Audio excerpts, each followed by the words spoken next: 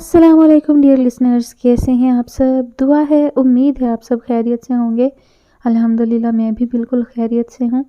और जनाब कहिए तो मौसम कैसा है। जी हाँ, अब पता चलने लगा है कि सर्दियाँ जो हैं वो शुरू हो गई हैं। फाइनली सर्दियों का आगाज़ हो गया है और मेरा फेवरेट मौसम शुरू हो गया है। लेकिन इस बार तो मेरी भी तौबा हो गई है। वजह पता क्या है? क्योंकि इस बार जो है मैं गाँव में हूँ इस वक्त, और गाँव में जो सर्दी की शिद्दत होती है ना, तो बस मत पूछें कि कैसी शिद्दत होती है। सही मानों में पता चल रहा है कि सर्दियाँ जो हैं वो शुरू हो गई हैं। बहुत शदीद धुंध, बहुत ज़्यादा सर्दी, और पानी में हाथ डालने को दिल नहीं चाहता है। लेकिन सब कुछ करना पड़ता है, ये सब कुछ चलता रहता है। लेकिन फिर भी मौसम जो है वो बहुत मज़े का है। और इस मौसम में जो है आवाज़ की तो क्या ही बताएं, आवाज़ खुद ही इतनी अच्छी और वो खूबसूरत लगती है ना। सर्दी की वजह से सहमी सहमी बोझल सी आवाज़ हो जाती है, यानी खुद से एफ़र्ट जो है वो करनी ही नहीं पड़ती कि हम कहानी में जो है वो अपने थोड़ा सा जज्बाती तासुर लेकर आएँ। वो आवाज़ खुद ही ऐसी हो जाती है। और बाज़ औक़ात तो मुझे हंसी आ जाती है, आवाज़ ऐसी कँपकँपाती हुई सी होती है ना, जैसे कोई इंसान डरा सहमा बोल रहा हो और थोड़ा सा जो है वो गला भी ख़राब हो रहा है। बहुत दिन हो गए थे आप सबसे बातें किए हुए, तो मैंने सोचा कि चलें आज थोड़ी सी जो है वो बातें कर लेनी चाहिए। आज मेरा मूड जो है वो भी काफ़ी अच्छा है, तो मैंने कहा चलें आज हम बातें कर लेते हैं और कुछ जो है वो कहानी के हवाले से हम बात करें। तो कहानी जो है वो काफ़ी अजीबो-गरीब हो गई है। कहानी का आगाज़ जो है वो बहुत अच्छा था, बहुत दिलचस्प था, लेकिन आगे जाकर पता नहीं क्या हुआ। कहानी बहुत उलझी हुई सी और अजीबो-गरीब सी हो गई है। तो कोई बात नहीं, अक्सर ऐसा हो जाता है कि कहानी शुरू में बहुत अच्छी होती है और आगे जाकर जो है वो इसी तरह अजीबो-गरीब सी हो जाती है, बोरिंग सी हो जाती है। तो मुझे भी जो है वो कहानी अब जो है वो पसंद नहीं आ रही। बहुत सारी बातों से इख्तिलाफ़ हो रहा है, लेकिन अब क्योंकि हम तकरीबन इसके इख्तिताम के करीब हैं, तो अब इसे पूरा तो करना ही है। तो आप सबको बता दूँ कि आज जो है वो सेकंड लास्ट एपिसोड है। नेक्स्ट एपिसोड जो है वो लास्ट एपिसोड होगी, और शायद कि भी इसको जो है वो अपलोड होने में भी टाइम लग जाए थोड़ा सा, क्योंकि गांव में जो है वो इंटरनेट बहुत स्लो होता है, बहुत बहुत ज़्यादा स्लो होता है। खैर बढ़ते हैं हम अपनी कहानी की जानिब। कहानी का नाम है कासाए दिल और मुसन्निफ़ा है सुंदस जबीन। किस्त नंबर 13। वो उससे शादी कर लाए, उसके किरदार से मोहब्बत करते थे ना, जब ही चेहरा नहीं देखा था। मगर बाकी लोगों ने तो सिर्फ चेहरा ही देखा था। उन्हें डिक्टेट किया जाने लगा कि वो गलत कर चुके थे। दोस्त अहबाब ने बावर करवाना शुरू कर दिया कि ये शादी तादेर ना चलेगी, और नापसंदीदगी का इजहार खुल्लम खुल्ला किया जाने लगा। वो सदीक अहमद अपने फ़ैसलों में बड़े अटल थे। उन्होंने सबकी मुखालफत और नापसंदीदगी को खातिर में लाए बगैर एक शानदार पार्टी दी थी, और फिर उसके बाद बाकायदा तौर पर उसे अपने साथ ऑफिस ले जाना शुरू कर दिया था। वो रिवायती मर्द बनकर उसे घर में कैद नहीं रखना चाहते थे, जबकि वो आज़ाद माहौल की परवरदा और वर्किंग लेडी थी। दोनों ने मिलकर अपने पहले होटल की बुनियाद रखी थी। दोनों ही बिजनेस माइंड और ज़हीन थे। मस्तजाद अंडरस्टैंडिंग कमाल की थी। कामयाबी ने दरवाजे पर दस्तक दी और उन्होंने उसे खुली बाहों से खुशामदीद कहा। वो तरक्की के जीने चढ़ने लगे। 1 साल बाद उनके होटल का शुमार शहर के बेहतरीन होटल्स में होने लगा था, और तभी वो उम्मीद से हो गई। दोनों ही बेहद खुश थे। इस मौका पर सदीक ने उन्हें बिल्कुल ऑफिस आने से मना कर दिया था, और सही मानों में उनको हर तरह से पुरसकून माहौल देने की कोशिश की थी। दूसरी तरफ वो बेहद मुस्तरिब और खौफ का शिकार थी। वो एक मखलूत नस्ल को जन्म देने जा रही थी। कुछ भी हो सकता था। वो बच्चा उसका परतू हुआ तो, और इस तो के आगे का जवाब उसकी रातों की नींद उड़ा चुका था। अपने इसी कम्प्लेक्स की वजह से उसने घर भर दिया था तस्वीर से, और तस्वीर भी कैसी, सुर्खों सफ़ेद नन्हे मुन्ने खूबसूरत बच्चों की तस्वीर यहाँ वहाँ हर जगह लगा दी थी उसने। इसके पीछे एक बहुत बड़ी वजह थी। उसने एक नफ्सियात दान से मशवरा किया था। जस्ट सिंपल सा एक सवाल था, I want a fair baby. जवाबन उसने इम्कान जाहिर किया था कि नफ्सियात में ऐसे केसेस सामने आ चुके थे कि जिस चेहरे या तस्वीर को माँ डिलीवरी ड्यूरेशन में मुसलसल रूटीन में देखती रहती है, वो कहीं ना कहीं आने वाले बच्चे पर असरअंदाज होता था। ये सब बातें उसने सदीक से छुपाई थीं। वो उसके वहम का मजाक उड़ाता यकीनन, मगर वो अपने एहसास कमतरी का क्या करती जब भी उसने हर चीज़ पर सफ़ेद रंग फिरवा दिया था, और फिर उसने 2 जुड़वां बेटों को जन्म दिया था।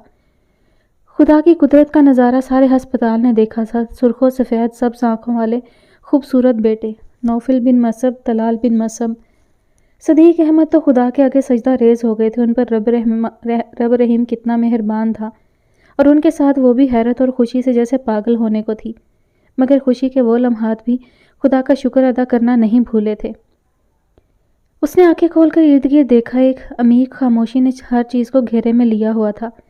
ہلکی سی روشنی میں اس نے کمرے کے چاروں طرف نگاہ دوڑائی۔ ہر چیز ساکن تھی۔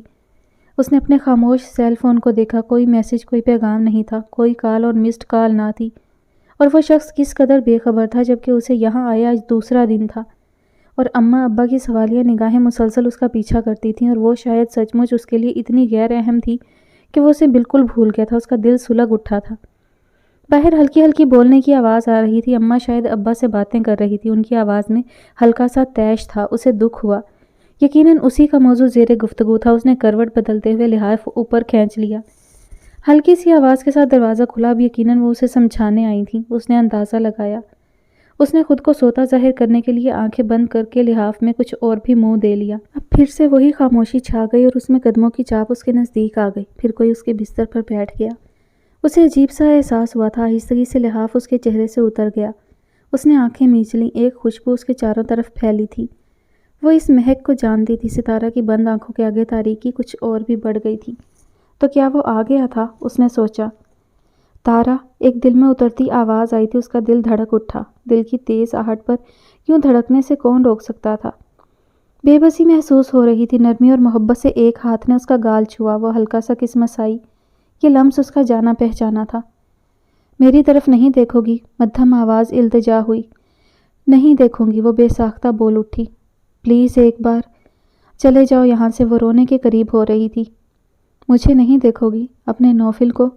نہیں نہیں، وہ رو رہی تھی، اور اس کے دل پر یہ آنسو تیزاب کی مانند گرے۔ مت رو تارا۔ اس نے ہاتھ کی پشت سے اس کے آنسو صاف کیے۔ میری قسمت میں بس آنسو ہی تو آئے۔ وہ اور شدت سے رونے لگی۔ نہیں، ایسا نہیں ہے۔ وہ تڑپ اٹھا۔ اور دھوکہ؟ وہ کرب میں تھی۔ پلیز۔ اسے شرمندگی محسوس ہوئی تھی۔ ہاں، بس دھوکہ ہی کھایا میں نے۔ میں تم سے پیار کرتا ہوں تارا۔ ہاتھوں نے نرمی سے اس کے شانے دبائے تھے۔ محبت جھوٹ بولنا نہیں سکھاتی۔ اس نے ماننے سے انکار کر دیا تھا۔ میں کیا کرتا؟ میں مجبور تھا۔ وہ انگلی کی پور سے اس کی آنکھیں چھو رہا تھا۔ مجبور؟ اس نے تڑپ کر آنکھیں کھول دیں۔ وہ جیسے قربان ہو گیا۔ بے ساختہ اس نے جھک کر اس کی آنکھوں کو چوما۔ وہ سٹپٹا گئی۔ جان ہو تم میری، وہ والہانہ انداز میں بول رہا تھا۔ تارا یکٹک اسے دیکھتی۔ وہ نوفل تھا، تارا کا نوفل۔ میں تمہاری جان نہیں ہوں۔ وہ اس کے ہاتھوں کو جھٹکنا چاہتی تھی۔ نوفل نے اسے اس کوشش میں ناکام بناتے ہوئے بازو پکڑا۔ مرد کبھی مجبور نہیں ہوتا، وہ تلخی سے کہہ رہی تھی۔ وہ خاموش اسے دیکھتا رہا۔ گھر چلو تارا۔ اس نے تارا کی بات کو نظر انداز کر دیا تھا۔ وہ میرا گھر نہیں ہے، وہ تمہارا گھر ہے، اور مجھے وہاں نہیں جانا، وہ مضبوط لہجے میں بولی، جس میں احساس کمتری کی جھلک نمایاں تھی۔ فضول بات ہے، تنگ نہ کرو، وہ مدھم آواز میں بولا تھا۔ میں تم سے بات بھی نہیں کرنا چاہتی۔ تنگ کرنا تو دور کی بات، تم نے مجھے دھوکہ دیا ہے۔ میرے نزدیک تم میں اور مہروز میں کوئی فرق نہیں۔ اس کے ہر لفظ سے نفرت ٹپک رہی تھی۔ وہ ششدر رہ گیا۔ ہاں، صحیح کہا تم نے۔ مہروز ایک عظیم انسان تھا، میں کہاں اس کی برابری کر سکتا ہوں۔ کتنے عظیم مقاصد تھے اس کے، یاد ہے نا تمہیں؟ اس کی آنکھیں لہو رنگ ہو رہی تھیں۔ ستارہ نے کچھ بولنا چاہا، مگر اس نے وہیں ٹوک دیا۔ بس اب میری بات سنو۔ کیا چاہتا تھا وہ؟ تمہیں نمائش کی چیز بنا کر بل بورڈز پر سجانا چاہتا تھا، تمہیں گالیاں دیتا تھا، تمہیں کلبز میں لے کر جاتا تھا، تم پر ہاتھ اٹھاتا تھا۔ ہاں، وہ واقعی بہت عظیم انسان تھا۔ میں بہت گرا ہوا انسان ہوں۔ عظمت کے اس مینار پر نہیں جا کے بیٹھ سکتا جس پر وہ بیٹھا تھا۔ میں ہوں ایک چھوٹا انسان جس نے تمہیں عزت دینے کی کوشش کی، تحفظ دینے کی کوشش کی، تمہارے لیے قانون توڑا، اپنا آپ مٹا دیا، سب چھوڑ چھاڑ کر اس تھرڈ ورلڈ کنٹری کی اس کراؤڈڈ سٹی میں سروائیو کرنے کی کوشش کر رہا ہوں، تو یقیناً یہ بھی کسی سازش کا حصہ ہے۔ ہاں، میں بہت گھٹیا شخص ہوں، دھوکے باز ہوں، کچھ باتیں چھپائی تھی تم سے، مگر مقصد کسی قسم کا مضحکہ اڑانا یا لطف لینا نہ تھا، کچھ اور تھا، مگر تم نے کچھ جاننے کی کوشش نہ کی، صرف اپنا فیصلہ سنایا اور گھر چھوڑ کر آ گئیں۔ اس نے ایک بار سارے سوالات کا جواب رکھ دیا تھا۔ مجھے تمہاری دلیلیں نہیں چاہیے، جب دل ہی راضی نہیں تو میں تمہاری کوئی بھی بات کیوں سنوں؟ اس نے کوئی اثر لیے بغیر کہا اور آنکھیں پھر سے بند کر لیں۔ نوفل کے دل پہ جیسے چھری چل گئی۔ وہ اٹھ کر کھڑا ہو گیا۔ محبت کو دلیل کی ضرورت نہیں ہوتی، اس نے قدرے افسوس سے کہا تھا۔ پتہ نہیں کون سی محبت کی بات کرتے ہو، مجھے تو کچھ بھی یاد نہیں، اس نے صاف انکار کر دیا۔ وہ جو اب تک بہت دب کر جھک کر باتیں کر رہا تھا کہ شاید نرمی اور محبت سے وہ اسے منا سکے، جب اس نے تارا کو اسی طرح اپنی جگہ سختی سے جمے اور ڈٹے دیکھا تو سب کچھ بیکار جانتا محسوس ہوا۔ وہ اس کو منا نہیں سکا تھا، وہ نہ سمجھا سکا تھا، وہ ناکام ہو گیا تھا، اور نوفل صدیق احمد ناکام نہیں ہو سکتا تھا۔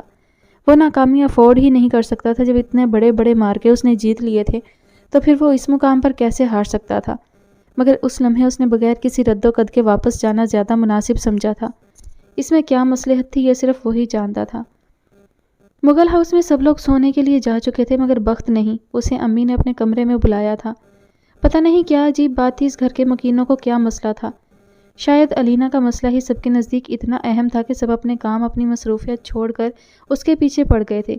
آخر ایسا کیا کرتی تھی وہ خود بھی بے خبر تھا کہ اسے تو بس اس بات کی خبر تھی کہ صبح وہ جاگتا تو اینا اس کے بازوؤں میں ہوتی، سر اس کے شانے پر دھرے، ہاتھ اس کے گرد لپیٹے وہ بہت سکون سے سو رہی ہوتی تھی۔ بہت بار شاہ بخت کے لیے فیصلہ مشکل ہو جاتا تھا کہ وہ اسے دیکھتا رہے یا پیار کرے، اور اب اس نے بخت کو اپنے اس طرح عادی بنایا تھا کہ وہ خود حیران تھا۔ وہ اسے جگاتا تو وہ ہنستی ہوئی جاگتی، نیم و آنکھوں سے اسے دیکھتی ہوئی کہتی، سونے دو نا۔ وہ نثار ہو جاتا، سو جاؤ نا۔ پھر جب اسے لگتا کہ وہ مزید تاخیر کا شکار ہو جائے گا تو وہ نرمی سے اس کے بالوں میں انگلیاں چلاتے ہوئے لب اس کے کانوں پر رکھ دیتا۔ علینا اٹھ جاؤ نا۔ وہ ہلکا سا کسمسا کر آنکھیں کھولتی اور پھر بند کر لیتی۔ بہت نیند آ رہی ہے میری جان کو، کتنی نیند آتی ہے۔ وہ پیار سے اسے گدگداتا تو وہ خفا خفا سی اٹھ بیٹھتی اور اسے کندھوں سے تھامے وہ واش روم لے جاتا۔ واش بیسن کے آگے اسے کھڑا کر کے وہ ٹیپ چلاتا اور ٹوتھ برش پر پیسٹ لگا کر اسے پکڑاتا اور خود بھی برش کرنے لگتا۔ کبھی پانی کی چھینٹیں اس کے چہرے پر گراتے اسے تنگ کرتا۔ وہ ہنستی چلی جاتی۔ کبھی کبھی وہ حیران ہوتا، پتہ نہیں اینا اتنی ہنستی کیوں تھی۔ پہلے تو کبھی اس نے اسے اس طرح بے ساختہ اور بے اختیار ہنستے ہوئے نہیں دیکھا تھا۔ پھر وہ اس کے کپڑے سیٹ کر کے دیتی اور جب تک وہ شاور لے کر باہر آتا وہ کمرے کو اصل حالت میں لا چکی ہوتی تھی۔ پھر تیار ہونے میں اس کی مدد کرنے لگ جاتی۔ وہ اسے دیکھتی، اکثر اس کی ڈھیلی سی شرٹ اور اپنا ٹراؤزر پہنے وہ اس کی ٹائی سیٹ کر رہی ہوتی تو وہ ہنسی روکتا ہوا اسے چھیڑتا، غلط باندھ رہی ہو یار۔ اوف وہ تم تو چپ کرو، وہ جھنجھلا کر کہتی، یہ نائٹ سوٹ بہت پیارا ہے تمہارا۔ وہ اسے تنگ کرتا، وہ خفا سی اسے نظر اٹھا کر گھورتی اور پھر ٹائی سے الجھنے لگتی۔ مجھے یہ اچھا لگتا ہے، اس نے بخت کی شرٹ کی طرف اشارہ کیا جسے وہ پہنے ہوئے تھی۔ اور مجھے تم، بخت نے بے اختیار اس کی پیشانی کو چوما۔ اینا کی آنکھیں جھلملا سی گئیں۔ وہ اس کے لرزتے ہونٹوں کی جنبش سے جان لیتا تھا، پھر بے ساختہ اسے کہتا، کیوں رونا آیا؟ بس ویسے ہی۔ وہ اپنی سرخی بھری ناک کو رگڑتی اور پیچھے ہٹنے لگتی۔ کیا ویسے ہی؟ وہ اس کا چہرہ اوپر کرتا، دونوں کی نگاہیں ملتی، وہ اس کو دیکھتا رہتا۔ تم جان ہو میری جان بخت۔ وہ اس کا چہرہ دونوں ہاتھوں میں لے کر محبت سے یقین دلاتا تو وہ نم آنکھوں سے سر ہلا کر آگے بڑھتی اور اچک کر اس کی پیشانی پر ہونٹ رکھ دیتی۔ شاہ بخت کے اندر زندگی اتر آتی۔ وہ اسے بے تحاشا محبت کرتا تھا اور اس پیار کا بے تحاشا اظہار بھی کرتا تھا، مگر اینا بھی تو کرتی تھی۔ وہ بال بنانے لگتا تو وہ بھی شاور لینے چلی جاتی۔ وہ اپنی فائلز سیٹ کرنے لگتا آفس بیگ میں، موبائل چیک کرتا، ضروری چیزیں رکھتا جب تک وہ شاور لے کر آ جاتی۔ اور شاہ بخت آج کل اس دنیا میں کب تھا؟ وہ تو ستاروں پر قدم دھرے کہکشاؤں کی دنیا میں تھا۔ خوشی اس پر نور بن کر برس رہی تھی۔ وہ خوبصورت سے خوبصورت تر ہوتا جا رہا تھا۔ شاہ بخت کے ہاتھوں ہونے والا وہ ایکسیڈنٹ کسی عام راہ گیر کا نہیں تھا، اسد عمر کا تھا، جس نے ایس پی اسید مصطفیٰ کو اس حد تک مشتعل کیا تھا کہ وہ ہر حد بھول گیا تھا۔ اسد کی حالت نازک تھی اور اس کے ہاسپٹل میں ایڈمٹ ہونے کے بعد مسلسل وہ اس کے پاس ہی رہا تھا۔ اسد کو کافی زیادہ چوٹیں آئی تھیں اور خون بہت بہا تھا، اور اس بہنے والے خون کا بدلہ اس نے بہت اچھے طریقے سے لیا تھا۔ اس نے شاہ بخت کا حشر نشر کروا دیا تھا، حالانکہ وہ جانتا تھا کہ بخت کا تعلق ایک اثر و رسوخ رکھنے والی فیملی سے تھا، اور اگر وہ چاہتا تو بڑی آسانی سے ایس پی اسید مصطفیٰ کو اچھی خاصی مشکل میں ڈال سکتا تھا۔ اگرچہ اس بات کا ثبوت کہیں نہیں تھا، مگر اس کے باوجود وہ اس فیلڈ میں ہونے کی بنا پر جانتا تھا کہ شاہ بخت کی فیملی کو ثبوتوں کی ضرورت نہیں ہوگی۔ وہ کون سا کورٹ جانا چاہتے ہوں گے، مگر اس کے باوجود وہ یقیناً اسید مصطفیٰ کی جاب کو خطرے میں ڈال سکتے تھے۔ وہ اس حقیقت سے باخبر تھا، مگر مسئلہ تو یہ تھا کہ اب کچھ ہو نہیں سکتا تھا۔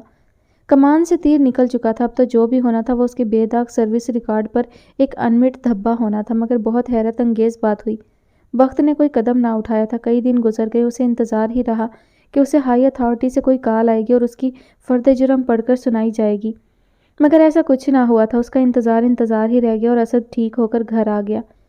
اور یوں جب وہ پہلی بار ان کے گھر آیا تو اس نے ہبا کو صاف ستھرے لباس میں نقصق سے تیار دیکھا اور اس کی بیٹی کو بھی، تو نہ جانے کیوں اس کے اندر ایک سکون اترا تھا۔ اس نے اسید کو دیکھا جو نارمل انداز میں ہبا کو کھانا لگوانے کو کہہ رہا تھا۔ اب اس کو یقین آ گیا تھا کہ بہت کچھ بدل گیا تھا۔ اسید مصطفیٰ نے سمجھوتا کر لیا تھا، وہ سمجھداری کی راہ پر چل نکلا تھا۔ اس کے اندر اطمینان اتر آیا تھا۔ انہوں نے ایک پرسکون ماحول میں کھانا کھایا۔ شفق کو سلانے کے بعد ہبا لاؤنج میں چلی آئی جہاں وہ دونوں گزرے زمانوں کی گفتگو میں مگن تھے۔ وہ انہیں مصروف دیکھ کر خاموشی سے کافی بنانے کے لیے مڑ گئی۔ وہ کافی لے کر آئی تو اسید کے چہرے پر ایک مسکراہٹ آ گئی۔ تھینک یو سو مچ ہبا، واقعی کافی پینے کا بہت دل کر رہا تھا۔ اس نے کپ تھامتے ہوئے اس کو ساتھ بیٹھنے کا کہا تھا اور وہ بیٹھ گئی۔ اسد نے بھی دونوں کو ساتھ بیٹھے دیکھا تو شرارت سوجی تھی۔ اسید، یاد ہے ہبا کتنا اچھا گانا گایا کرتی تھی؟ ہبا آج کچھ سناؤ نا، اسد نے فرمائش کی تو ہبا نے حیرانی سے اسے دیکھا۔ گانا؟ اس نے اسید کو دیکھا تو اس نے بھی سر ہلا کر گویا تائید کی تھی۔ اب تو گویا فرض ہو چکا تھا۔ اس نے آہستگی سے گلا صاف کیا اور بولنا شروع کیا۔ تم کو دیکھا تو خیال آیا، وہ اٹک اٹک کر بولی تھی۔ زندگی دھوپ، اس نے اٹک کر پھر سے دہرا کر بے بسی سے اسید کو دیکھا، اگلا مصرع جیسے بھول گئی ہو۔ اسید نے سیکنڈز میں اس کا مدعا سمجھا تھا۔ اس نے بازو اس کے گرد لپیٹ کر اسے ساتھ لگا لیا۔ اسد کی ہنسی بے اختیار تھی۔ بولو نا یار، زندگی دھوپ تم، اسید نے اسے حوصلہ دیا تھا۔ ہبا نے اس کو دیکھتے ہوئے جملہ مکمل کیا تھا۔ گھنا سایہ، ویری نائس، اسد نے ہنس کر کہا تھا۔ تھینک یو، اسید نے مسکرا کر اسے کہتے ہوئے ذرا سا پیچھے ہٹ کر ٹیک لگا لی تھی اور بالکل سامنے بیٹھے اس کے ماموزاد اسد عمر نے ایک ہیپی فیملی کا سین بڑے مطمئن دل کے ساتھ دیکھا تھا۔ وہ نہیں جانتا تھا کہ اسید بھی اسے یہی کچھ دکھانا چاہتا تھا، اور شام گھر جا کر اس نے مرینا کو فون کر کے کہا تھا کہ ہاں آپ نے ٹھیک کہا تھا، اسد بدل گیا ہے، وہ سمجھدار ہو گیا ہے اور اس نے سمجھوتا کرنا سیکھ لیا ہے۔ یہ سب کہتے ہوئے خوشی اس کے لہجے سے کھنک رہی تھی۔ زندگی میں کچھ بیماریاں روح کی ہوتی ہیں، ہر بیماری کا تعلق جسم سے ہوتا تو شاید کوئی مسئلہ اس دنیا میں جنم ہی نہ لیتا اور زندگی میں خوشی اور خوشحالی کا دور دورہ ہوتا۔ نفسیات دان آج تک اس بات پر حیران ہے کہ بچپن کی تربیت ہی انسان کی شخصیت بناتی اور سنوارتی ہے، اور یہی کمیاں اور خامیاں اس کی پوری زندگی کو گہنا بھی دیتی ہیں۔ بہت دفعہ تو نفسیات بھی اس بات کا پتہ نہیں لگا پاتی کہ آخری انسانی دماغ کے ایسے کون سے راز ہیں جن کی بنا پر وہ اپنی زندگی میں ایسے حیران کن قدم اٹھاتا ہے کہ عام حالات میں وہ ان کا تصور بھی ذہن میں نہیں لا سکتا۔ طلال بن مصعب اور نوفل بن مصعب، دو خوبصورت چہرے، دو خوبصورت نام۔ دونوں نے اپنے گھر اپنے بے تحاشا خوبصورت باپ اور نیگرو ماں کو دیکھا تھا، اور ان کی ماں اگرچہ سیاہ فام تھی مگر اس کے باوجود یہ ان کے باپ کا دیا گیا اعتماد ہی تھا کہ جب وہ میٹنگز میں، بزنس ڈیلنگز میں اور پریزنٹیشن ہال میں بولتی تھی تو بڑے بڑوں کو چپ کروا دیتی تھی۔ طلال کو اپنی ماں سے نفرت تھی، وہ اس سے خوف کھاتا تھا، وہ ہمیشہ سے گھر سے دور رہنا چاہتا تھا۔ اسے یہ تضاد بہت کھلتا تھا کہ وہ تینوں باپ بیٹے اس قدر خوبصورت تھے تو ان کی ماں کیوں نہیں؟ بچپن سے ہی وہ گھر سے دور ہاسٹل میں پناہ گزین ہو گیا۔ وہ کسی کو بھی اپنی پہچان نہیں دینا چاہتا تھا۔ اس کو یہ خوف تھا کہ وہ اپنی ماں کی شناخت کو کس طرح فیس کرے گا۔ اس نے ہمیشہ اپنے دوستوں کو گھر سے دور رکھا تھا۔ اس کی کوشش ہوتی تھی کہ وہ چھٹیوں میں بھی گھر نہ آئے اور باپ اور بھائی سے باہر ہی کسی طریقے سے مل لے، اور بہت جلد اس چیز کا احساس صدیق احمد شاہ کو بھی ہو گیا تھا، اور اس احساس کی آگہی نے ان کے اندر سناٹے بھر دیے تھے۔ وہ آج کل چھوٹی چھوٹی باتیں نوٹ کرتے تھے کہ جب وہ ٹیبل پر کھانا کھانے آتے تو طلال کو اچانک کوئی ضروری کام یاد آ جاتا، کبھی اس کا فون بج اٹھتا تو کبھی اس کو اچانک پتہ لگتا کہ اس کی بھوک مر گئی تھی۔ وہ بھی ایسا ہی ایک دن تھا۔ نوفل تو ہمیشہ سے ان کے ساتھ کھانا کھایا کرتا تھا، تبھی وہ ماما پاپا کا انتظار کر رہا تھا، مگر ان کے آنے سے پہلے ہی طلال آ گیا۔ وہ دونوں اس وقت او لیولز میں تھے۔ اس نے آتے ہی بھوک بھوک کا شور مچا دیا۔ بٹلر نے فوراً کھانا لگانا شروع کر دیا۔ اسی وقت ماما اور پاپا بھی آ گئے فریش ہو کر۔ نوفل کو خوشی ہوئی کہ کافی عرصے بعد آج وہ اکٹھے ہو کر کھانا کھائیں گے، جبکہ طلال کے وہی کام۔ اس نے جیسے ہی ان دونوں کو آتے دیکھا کرسی دھکیل کر کھڑا ہوا۔ کیا بات ہے طلال، کدھر جا رہے ہو؟ اس نے حیرت سے پوچھا۔ دل نہیں چاہ رہا۔ مگر ابھی تو تم کہہ رہے تھے کہ… نوفل حیرت سے بولنے لگا مگر طلال کی سرد نظروں نے اسے وہیں چپ کروا دیا۔ طلال کیا بات ہے بیٹا، اس کی ماما نے نرمی سے کہا۔ طلال نے ان کی بات کا جواب دینا گوارا نہیں کیا تھا۔ کیا ایشو ہے تمہارے ساتھ؟ پاپا نے قدرے بگڑے ہوئے لہجے میں کہا تھا۔ کوئی ایشو نہیں ہے، اس نے اکھڑے ہوئے انداز میں کہا۔ تو پھر بیٹھ جاؤ۔ نہیں بیٹھنا چاہتا میں، اس نے ضدی انداز میں کہا تھا۔ کوئی وجہ بھی تو ہو، وہ جھنجھلا کر پوچھ رہے تھے۔ آئی ڈونٹ وانٹ ٹو سی ہر، وہ نفرت بھرے انداز میں بولا تھا، اور وہاں موجود باقی تینوں نفوس پر جیسے بجلی گری تھی۔ شٹ اپ، نوفل نے سرخ رنگت کے ساتھ بلند آواز میں کہا تھا، جبکہ پاپا شاکڈ سے اسے دیکھ رہے تھے۔ کیا بکواس کی ہے تم نے ابھی؟ پاپا نے بے یقینی سے اس کا بازو جھنجھوڑتے ہوئے کہا۔ اس نے ایک جھٹکے سے اپنا بازو چھڑوایا تھا۔ وہی کہا جو آپ نے سنا۔ وہ اب بھی اسی انداز میں اپنی بات دہرا رہا تھا۔ نوفل نے دیکھا اس کی ماں کا رنگ زرد پڑ گیا۔ تمہیں شرم آنی چاہیے، تمہیں احساس ہے کہ تم کس کو اس طرح کی بات کہہ رہے ہو؟ یہ ماں ہے تمہاری، صدیق نے غصے سے پاگل ہوتے ہوئے چلا کر کہا تھا۔ نو شی از ناٹ مائی مدر، وہ چلا کر بولا، آواز کسی طرح باپ کی آواز سے کم نہ تھی۔ یہ میری ممی نہیں ہو سکتی، آپ جھوٹ بولتے ہیں۔ She is black, she is a negress, I hate black and I hate her. وہ پاگلوں کی طرح گلا پھاڑ رہا تھا۔ صدیق کی آنکھوں میں خون اتر آیا۔ ان کے 17 سال کے بیٹے نے ان کے 20 سال کے لازوال عشق کو ٹھوکر پر رکھ دیا تھا۔ انہوں نے بے اختیار اس کے گال پر ایک زوردار تماچا مارا تھا۔ آپ نے مجھے تھپڑ مارا؟ طلال نے اپنے گال پر بے یقینی سے ہاتھ رکھتے ہوئے کہا۔ اسے یقین ہی نہیں آیا تھا کہ وہ باپ جس نے اس کے ساتھ کبھی بلند آواز میں بات نہیں کی تھی، آج اس پر ہاتھ اٹھایا تھا، اسے مارا تھا، وہ بھی اس عورت کے سامنے جس کی وہ شکل تک نہیں دیکھنا چاہتا تھا۔ اس کی بے یقینی سمجھ آتی تھی، اس کا باپ اب اسے بلند آواز میں گالیاں دے رہا تھا۔ میری نظروں کے سامنے سے دور ہو جاؤ، وہ دہاڑ رہے تھے۔ کیوں؟ میں کیوں جاؤں؟ میں کہیں نہیں جاؤں گا۔ آپ اس عورت کو دفع کریں یہاں سے، یہ اس قابل نہیں کہ اسے یہاں رکھا جائے۔ اس کی شکل سے نفرت ہے، وہ تنفر سے کہہ رہا تھا۔ ان کے مارے گئے تھپڑ نے اس کا خوف بالکل ختم کر دیا تھا۔ اس کی بات نامکمل تھی جب دوسرا تھپڑ اس کے گال پر پڑا اور اس کی بات مکمل ہو بھی نہ سکی۔ اس کی زبان دانتوں تلے آ کر کٹ گئی تھی اور اس کے منہ سے خون کی دھار نکل رہی تھی۔ نوفل نے ہراساں ہوتے ہوئے اپنی ماں کو دیکھا، دوسروں کو خاموش کروانے والی وہ عورت جس کا دو ٹوک لہجہ اور مدلل گفتگو اگلے کو بولنے کا موقع ہی نہ دیتی تھی، آج اپنے ہی پیدا کیے ہوئے بیٹے کی نفرت سے ہار گئی تھی۔ اس کا رنگ سفید پڑ چکا تھا اور وہ بمشکل کھڑے ہو پا رہی تھی، اس کو چکر آ رہے تھے۔ اس نے ماں کا بازو پکڑ لیا۔ ماما چلیں یہاں سے۔ وہ انہیں وہاں سے لے جانا چاہتا تھا، مگر پاپا کی آواز نے انہیں وہیں رک جانے پر مجبور کر دیا تھا۔ کوئی نہیں جائے گا کہیں، اگر گیا تو یہ جائے گا۔ طلال بن مصب، جاؤ اپنا سامان پیک کرو اور اس گھر سے اپنی منحوس صورت اور غلیظ فطرت لے کر دفع ہو جاؤ۔ یہ صدیق احمد شاہ کا حکم تھا۔ آپ مجھے گھر سے نکال رہے ہیں صرف اور صرف اس کی وجہ سے؟ طلال نے بے یقینی سے کہا تھا، اشارہ اس عورت کی طرف تھا۔ نہیں، میں تمہیں تمہاری وجہ سے نکال رہا ہوں، انہوں نے قطعیت سے کہا۔ طلال نے سرخ چہرے کے ساتھ قدرے نفرت سے اور ایک فیصلہ کرتے ہوئے قدم پیچھے ہٹائے اور باہر نکل گیا۔ اس دنیا میں قدم قدم پر ہمیں ایسی حیرت انگیز چیزوں سے واسطہ پڑتا ہے اور ایسے حیران کن واقعات ہمارے سامنے آتے ہیں کہ انسانی عقل ماننے میں متعمل ہوتی ہے، مگر شاید اب بھی معجزات اور کرامات کا ظہور ہوتا ہے۔ مگر مسئلہ تو سارا یہ تھا کہ شاہ بخت مغل اچھا خاصا ہوش مند انسان تھا۔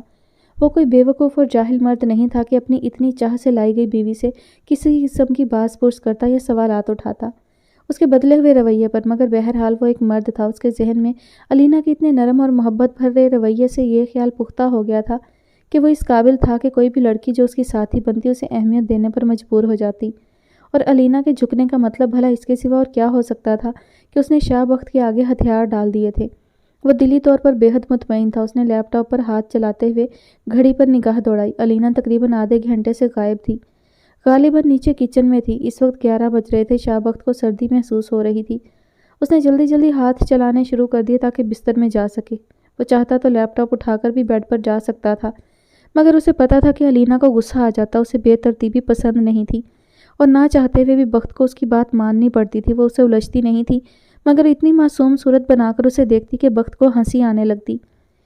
تھوڑی دیر بعد دروازہ کھلا۔ بخت نے گردن موڑ کر دیکھا۔ سیاہ لمبی قمیص کے ساتھ کھلا فلیپر پہنے اور سفید دوپٹہ گلے میں ڈالے وہ اندر آ گئی۔ ہاتھ میں چھوٹا سا ٹرے تھا جس میں 2 گلاس دودھ کے تھے۔ تمہارا کام ختم نہیں ہوا؟ اس نے ٹرے ٹیبل پر رکھ کر بخت کو دیکھا۔ بس ہو گیا۔ وہ اس کے پیچھے آ گئی۔ بخت اس وقت ریوالونگ چیئر پر بیٹھا تھا۔ علینا نے اس کی گردن میں بازو ڈال کر اس کے گال کے ساتھ گال ملا لیا۔ تم سے مل کے ایسا لگا، تم سے مل کے ارماں ہوئے پورے دل کے، وہ آہستہ سے گنگنا رہی تھی۔ شاہ بخت کا قہقہہ بے اختیار تھا۔ اف، اتنی خوفناک آواز! وہ چلایا۔ علینا نے جھٹکے سے اسے چھوڑا اور پیچھے ہٹ گئی۔ اس کے تاثرات ایک دم بدل گئے تھے۔ ہاں مجھے پتا ہے میری آواز اچھی نہیں ہے، اس نے خفا خفا سے انداز میں اسے گھورا، مگر اس سے پہلے کہ بخت کچھ کہتا وہ پھر گانے لگی۔ انداز سے شرارت نمایاں تھی، ساتھ ہی وہ ہنس بھی رہی تھی۔ بخت نے اسے چڑھانے کی خاطر کانوں میں انگلیاں ٹھوس لی تھی، مگر اس نے ذرا بھی برا منائے بغیر چنچلا کر اس کے ہاتھ کانوں سے نکالنے کی کوشش کی تھی، مگر جب وہ اس میں کامیاب نہیں ہو سکی تو اس نے بخت کا کان کھینچنا شروع کر دیا۔ وہ ہنستے ہوئے اپنے آپ کو چھڑوانے لگا تھا، اور جب وہ اس میں کامیاب ہوا تو اس کا کان سرخ ہو گیا تھا۔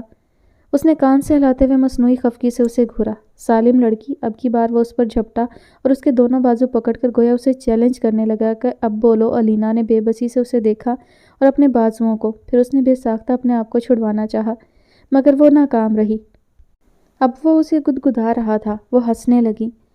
بخت، نہ کرو، چھوڑ دو۔ وہ ہنس رہی تھی اور اس کا چہرہ سرخ ہو رہا تھا۔ بخت کو جیسے ترس آ گیا۔ اس نے اسے چھوڑ دیا۔ وہ پیچھے ہٹ کر لمبے لمبے سانس لینے لگی۔ اتنا زیادہ ہنسنے کی وجہ سے اس کی آنکھوں سے پانی نکل رہا تھا۔ مجھے لگتا ہے الینا میں تمہارا شوہر ہونے کی بجائے دوست ہوں۔ وہ کیسے؟ الینا نے کسی قدر حیرت سے اسے دیکھا۔ وہ ایسے کہ تم مجھے ٹریٹ یوں کرتی ہو جیسے ہم دوست ہیں۔ شرارتیں۔ میں نے پہلے تمہیں کبھی اس طرح کھلکھلاتے نہیں دیکھا اور مجھے لگتا تھا تم خاصی سنجیدہ قسم کی شخصیت ہوگی۔ اوہ، یعنی تمہیں اچھا نہیں لگتا میرا یوں تمہارے ساتھ فرینکلی بات کرنا یا تمہیں تنگ کرنا؟ وہ کسی قدر حیران مگر افسردگی سے پوچھ رہی تھی۔ اوہ یار الینا، تم کتنی بے وقوف ہو۔ شاہ بخت نے اسے پیار سے کہتے ہوئے اس کا بازو پکڑا اور اسے اپنے ساتھ لگا لیا۔ جی نہیں، میں بے وقوف نہیں ہوں، اس نے بڑے عجیب سے لہجے میں کہا تھا۔ جی نہیں، آپ ہو، اس نے اپنی بات پر زور دیا۔ الینا اسے بھویں اچکا کر چند لمحے دیکھتی رہی، پھر ہنس دی۔ ایک دن آپ یہ ماننے پر مجبور ہو جائیں گے کہ میں قطعی طور پر بے وقوف نہیں ہوں، اس نے ایک گہرے یقین کے ساتھ بڑے اعتماد کے ساتھ کہا تھا۔ اچھا، دیکھیں گے، اس نے مسکرا کر کہا، مگر کہیں اندر وہ بہت حیران ہوا تھا۔ الینا واقعی حیرت انگیز تھی۔ وہ آج بہت تھک گئی تھی۔ رات اسے بہت دیر بعد نیند آئی، اور نیند بھی کیا، صرف سونے کا دکھاوا۔ کروٹیں بدل بدل کر وہ نڈھال ہو گئی۔ آدھی رات اس کی آنکھ لگی تھی، مگر کچی نیند میں ہی اسے محسوس ہوا کہ کوئی دروازہ کھول کر اندر آیا تھا۔ وہ پریشان ہوئی تھی، اور جب اس نے بمشکل درد سے جلتی آنکھیں کھول کر دیکھا تو اسید کو دیکھ کر وہ شاکڈ رہ گئی۔ رات کے اس پہر وہ یہاں کیا کر رہا تھا، بلکہ کیا کرنے آیا تھا؟ اسید ادھر ادھر دیکھے بغیر خاموشی سے اس کے بستر کے قریب آ گیا تھا۔ ہبا نے ناسمجھی سے اسے دیکھا۔ وہ اس وقت نائٹ سوٹ میں تھا، لائننگ والے ٹراؤزر میں لائٹ کریم کلر کی شرٹ پہنے ہوئے۔ حیرت انگیز طور پر اس کے پیروں میں جوتا نہیں تھا۔ وہ حیران ہوئی۔ اسید کو ننگے پیر پھرنے کی عادت نہ تھی، اور نہ ہی وہ اتنا لاپرواہ تھا کہ بھول جاتا۔ تو پھر کیا ہوا تھا؟ اس نے کمرے میں نائٹ بلب ہی آن کیا ہوا تھا سونے سے پہلے۔ جب ہی اس وقت بلب کی ہلکی نیلی روشنی میں اس نے اسید کے چہرے کا جائزہ لیا، جو کہ اس وقت ستا ہوا تھا۔ اس کی آنکھیں سوجی ہوئی متورم تھیں، اور آنکھوں کے زیریں کنارے گہری سرخی میں ڈوبے ہوئے تھے۔ ہبا کو خوف آنے لگا۔ بھلا اسید کو کیا ہوا تھا؟ وہ اس طرح اپسیٹ کیوں لگ رہا تھا؟ آخر کیوں؟ ایسا کیا ہو گیا تھا؟ اس کے اندر عجیب سے احساسات اٹھ رہے تھے۔ اس نے کبھی ایسا نہیں سوچا تھا کہ اسے توڑنے والا انسان خود اتنا ٹوٹ بھی سکتا ہے۔ اسید اس کی طرف متوجہ ہوئے بغیر بیڈ کی دوسری طرف آ گیا۔ ہبا نے نظر دوڑائی اور اسے اپنی رگوں میں خون جمتا ہوا محسوس ہوا تھا۔ وہاں شفق سوئی تھی۔ کیا وہ شفق کی طرف جا رہا تھا؟ لیکن کیوں؟ اسید ذرا سے جھکا اور دونوں ہاتھ آگے بڑھائے۔ ہبا کی آنکھیں پوری کی پوری کھل گئیں۔ وہ سب کچھ بھول کر اس مخمصے میں پڑ گئی کہ وہ کیا کرنے جا رہا تھا۔ کہیں وہ شفق کو مارنا تو نہیں چاہتا؟ برق کی مانند ایک خیال اس کے ذہن میں آیا تھا، اور وہ تڑپ کر اٹھ بیٹھی، مگر تب تک اسید کے دونوں ہاتھ شفق تک پہنچ چکے تھے۔ اس نے ہبا کو یوں اٹھتے دیکھا تو ایک دم گھبرا گیا، مگر پھر اس نے بے ساختہ شفق کو دونوں ہاتھوں میں لیا اور پیچھے ہٹنے لگا۔ ہبا نے وحشت زدہ ہو کر اسے دیکھا۔ کیا ہوا ہے؟ کیا کر رہے ہیں آپ؟ کچھ نہیں ہوا ہے، وہ ہلکے سے بڑبڑایا۔ اس کی آواز میں کچھ عجیب تھا، کچھ ایسا جس کی ہبا کو سمجھ نہیں آ سکی تھی۔ اسے مجھے دے دیں۔ ہبا پلنگ سے نیچے اتر آئی۔ نہیں، اس نے سختی سے کہا۔ اس کی آواز میں کھردراہٹ تھی۔ لیکن یہ سو رہی ہے، یہ اٹھ جائے گی۔ ہبا کو عجیب سی گھبراہٹ نے آن گھیرا۔ آخر اس نے شفق کو کیوں پکڑا تھا؟ وہ آگے بڑھی تھی۔ میں نے کہا نا، میں نہیں دوں گا، وہ بلند آواز میں چلایا تھا۔ لیکن کیوں؟ ہوا کیا ہے؟ آپ نے اسے کیوں پکڑا ہے؟ ہبا کا تو دل حلق میں آ گیا تھا۔ آپ اسے کیوں لے کر جا رہے ہیں؟ کون سی سزا دینی ہے؟ مجھے دے لیں، اسے مت لے کر جائیں، یہ تو بچی ہے۔ وہ حواس باختہ ہو کر بولے جا رہی تھی، اور اس کے حلق میں آنسوؤں کا پھندا لگ رہا تھا، اور اس کے ہاتھ کانپ رہے تھے۔ اس نے آگے بڑھ کر اسید کے ہاتھوں سے اسے لینے کی کوشش کی تھی۔ اسید نے اسے ایک ہاتھ سے سنبھال کر دوسرے ہاتھ سے ہبا کو پرے دھکا دیا۔ اسی دوران میں شفق جاگ گئی تھی، اور خود کو اس ناقابل فہم سچویشن میں پا کر اس نے زور زور سے رونا شروع کر دیا۔ دیکھیں نا، وہ رو رہی ہے، پلیز۔ ہبا نے بے تاب ہو کر پھر اس کی طرف لپکنا چاہا۔ کیوں کیوں کیوں دوں میں اسے تمہیں؟ وہ وحشت زدہ تھا۔ اس کے چہرے پر کیا تھا؟ اس کے لہجے میں کیا تھا؟ شفق اب اور اونچی آواز میں رو رہی تھی۔ ہبا نے بے بسی سے اسے دیکھا تھا۔ اس کی آنکھوں سے آنسو نکل رہے تھے۔ آپ کو اللہ کا واسطہ اسے مجھے دے دیں، وہ رو رہی ہے، مجھے اسے چپ کرانے دیں، اس نے کرب سے کہتے ہوئے ایک بار پھر اسید سے شفق کو لینا چاہا، مگر وہ دروازے کی طرف جانے لگا۔ ہبا پاگلوں کی طرح اس کے پیچھے بھاگی۔ وہ اس کے کمرے سے نکل کر اپنے کمرے کی طرف جا رہا تھا، اور ہبا اس کے پیچھے پیچھے تھی۔ وہ اپنے کمرے کے دروازے پہ پہنچ کر رکا اور ہبا کی طرف مڑا تھا۔ میرے پیچھے مت آؤ، جاؤ۔ وہ حلق کے بل دہاڑا اور کمرے میں داخل ہو گیا۔ ہبا نے جلدی سے اس کے پیچھے داخل ہونے کی کوشش کی مگر اسید نے دروازہ بند کرنا چاہا تھا۔ ہبا نے دروازے کو دھکیل کر اندر جانا چاہا۔ اسید کے ایک ہاتھ میں شفق تھی اور دوسرے ہاتھ سے وہ دروازہ بند کر رہا تھا، جب بھی اس کی طاقت بٹ گئی تھی۔ ہبا نے اپنا ہاتھ دروازے کی درز میں پھنسا دیا تاکہ وہ دروازہ بند نہ کر سکے، اور یہ حرکت اسے مہنگی پڑ گئی تھی۔ دروازہ پوری قوت سے بند کیا گیا اور ہبا کا ہاتھ کچلا گیا تھا۔ اس کی شہادت کی انگلی کا ناخن اکھڑ گیا تھا۔ اس کے حلق سے ایک دل خراش چیخ نکلی تھی اور اس کی کرلاہٹ نے اسید کی گرفت ایک لمحے کے لیے کمزور کی تھی، جس کی وجہ سے وہ زور لگا کر اندر داخل ہو گئی اور اس نے جھپٹ کر اسید کے بازو میں محفوظ شفق کو سے لینا چاہا تھا۔ میں نہیں دوں گا، نہیں دوں گا، وہ پیچھے ہٹتے ہوئے بول رہا تھا۔ جب اس کی نظر ہبا کے خون آلود ہاتھ پر پڑی تو اس کی آنکھوں میں عجیب سی تکلیف ابھری تھی۔ کیا سلوک کرنا چاہتے ہیں اس کے ساتھ؟ مارنا چاہتے ہیں اسے؟ وہ روتے ہوئے پوچھ رہی تھی۔ اسید نے بے یقینی سے اسے دیکھا۔ میں ماروں گا اسے؟ کہ اتنی سی چھوٹی سی بچی کو میں ماروں گا؟ وہ اسی بے یقینی سے پوچھ رہا تھا، پھر جیسے کوئی لاوا پھٹ نکلا تھا۔ میں انسان ہوں ہبا، انسان ہوں، میں جانور نہیں ہوں، نہ ہی سانپ جو اپنے بچے کھا جاتا ہے۔ یہ بیٹی ہے میری، یہ میری ہے، وہ بلند آواز میں بولتا ہوا آخر میں یکدم روحانسا ہو گیا تھا، اور ہبا ایک بار اسید مصطفیٰ سے ہار گئی۔ اس شخص نے آج اس پر ایک اور احسان کر دیا تھا، اس نے میری بیٹی تسلیم کیا تھا۔ اگرچہ اس کے ہاتھ میں بے حد درد ہو رہا تھا مگر اسے یہ الفاظ سن کر لگ رہا تھا اس کی حسیات مردہ ہو گئی ہوں۔ وہ بے ساختہ زمین پہ گر گئی۔ اسید اس کے سامنے تھا، شفق رو رہی تھی، اسید رو رہا تھا، ہبا رو رہی تھی، اور وہ تینوں رو رہے تھے، اور ان کے ساتھ کمرے کی ہر چیز رو رہی تھی۔ اسید نے شفق کو سینے سے لگایا ہوا تھا، پھر اس نے ہبا کا ہاتھ پکڑ کر اسے بھی ساتھ لگا لیا۔ اب وہ دونوں کو اپنے کشادہ ظرف سینے میں سمیٹے ہوئے تھا۔ اس کی کریم کلر کی شرٹ پر آنسوؤں کے نشان تھے اور کمرے میں 3 لوگوں کے آنسو آپس میں گھل مل رہے تھے۔ اور پھر اس نے خود پر اپنے باپ کے گھر جانے کی پابندی لگا لی۔ اس کو ضرورت بھی کیا تھی؟ وہ اسکالرشپ پر پڑھ رہا تھا مگر اس کے باوجود اس کے پاپا نے اسے ماہانہ خرچ دینا ترک نہیں کیا تھا۔ وہ اس کے اکاؤنٹ میں پیسے بھیج دیتے تھے مگر اس کے ساتھ قطعی کوئی رابطہ رکھنے کو تیار نہ تھے۔ اسے بھلا کہاں ضرورت تھی ان کی؟ جب ہی اس نے اس صورتحال کو بڑی تیزی سے قبول کر لیا، اس نے اپنی ایک نئی دنیا تخلیق کی، خوبصورت لوگوں کی دنیا، جس کے چہرے خدا کے پیدا کیے ہوئے بہترین حسن کا شاہکار تھے۔ اس کے دوستوں سے لے کر نوکروں تک ہر شخص اجلے رنگ والا، خوشنما اور دلکش تھا۔ اسے لوگوں کے دل سے کوئی واسطہ نہ تھا، اس کو خوبصورتی سے عشق تھا۔ وہ باطن نہیں ظاہر دیکھتا تھا۔ اپنی ڈیزائننگ کی تعلیم کرتے ہی اس نے فیشن ورلڈ میں انٹری دے دی۔ ابتدا میں اس کی شاندار شخصیت کو دیکھتے ہوئے اسے بھی کئی لوگوں نے ایز اے ماڈل اور ایکٹر لینا چاہا مگر وہ سہولت سے پیچھے ہٹ گیا، اور پھر اس کی کامیابی حفصہ کرمانی کی شکل میں اس تک آ گئی۔ اس لڑکی کو سیڑھی بنا کر اس نے اس دنیا کو دیکھا جس تک جانے کے ہمیشہ وہ خواب دیکھتا تھا، لیکن اس خواب کی تعبیر میں اس نے میرب فاروق کو کھو دیا۔ میرب اس کی پہلی چاہت، اس کی سب سے اچھی دوست اور اس کے حلقہ احباب میں سب سے خوبصورت لڑکی، جسے دیکھ کر اس نے پہلی مرتبہ شادی کے متعلق سوچا تھا، اور جب وہ اسے حاصل کرنے کی منزل سے بس 2-4 قدم دور تھا اس نے میرب کو کھو دیا، اور تب وہ پہلی بار ٹوٹا تھا۔ جب اسے رد کیا گیا تب اسے معلوم ہوا کہ وہ ذلت کیا تھی جو اس نے 11 سال پہلے اپنی ماں کے چہرے پر ملی تھی۔ تب اسے اس خوف کا مفہوم سمجھ آیا تھا۔ تب اسے احساس ہوا تھا کہ اندھیرے جب ذات کے اندر اتر آئیں تب دنیا کی کوئی خوبصورتی دل کو نہیں بھاتی، اور جب دل مردہ ہو جائے منزلیں خواہ کتنی بھی پرکشش کیوں نہ ہو اجاڑ ہی نظر آتی ہیں۔ مگر کہتے ہیں نا، انسان کی عادت کبھی نہیں بدلتی، عادت موت تک ساتھ دیتی ہے، اور وہ بھی زیادہ دیر اس کا غم سینے سے لگائے نہ بیٹھ سکا۔ وجوہات اور ترجیحات جو تھیں، وجوہات، ترجیحات اور مفروضات انسان کی زندگی کے گول سیٹ کرتے ہیں۔ انسانی ذہن ایسی عجیب چیز ہے کہ سمجھنا مشکل۔ انسان کبھی بھی مرنے والے کا غم دل سے لگا کر نہیں بیٹھتا، وہ زندگی کو آگے بڑھانا جانتا ہے۔ اس نے بھی میرب کا غم دل سے نہیں لگایا تھا، اگر لگا کے بیٹھ جاتا تو کھاتا کہاں سے؟ اور جو سٹیٹس اس نے بنا لیا تھا اسے قائم رکھنا کوئی اتنا آسان تو نہیں تھا۔ اگر وہ گھر بند ہو کر بیٹھ جاتا تو 2 دن میں سڑک پر آ جاتا۔ جب ہی اس نے درمیانی راہ اختیار کی تھی اس نے سب کچھ پھر سے شروع کر دیا تھا۔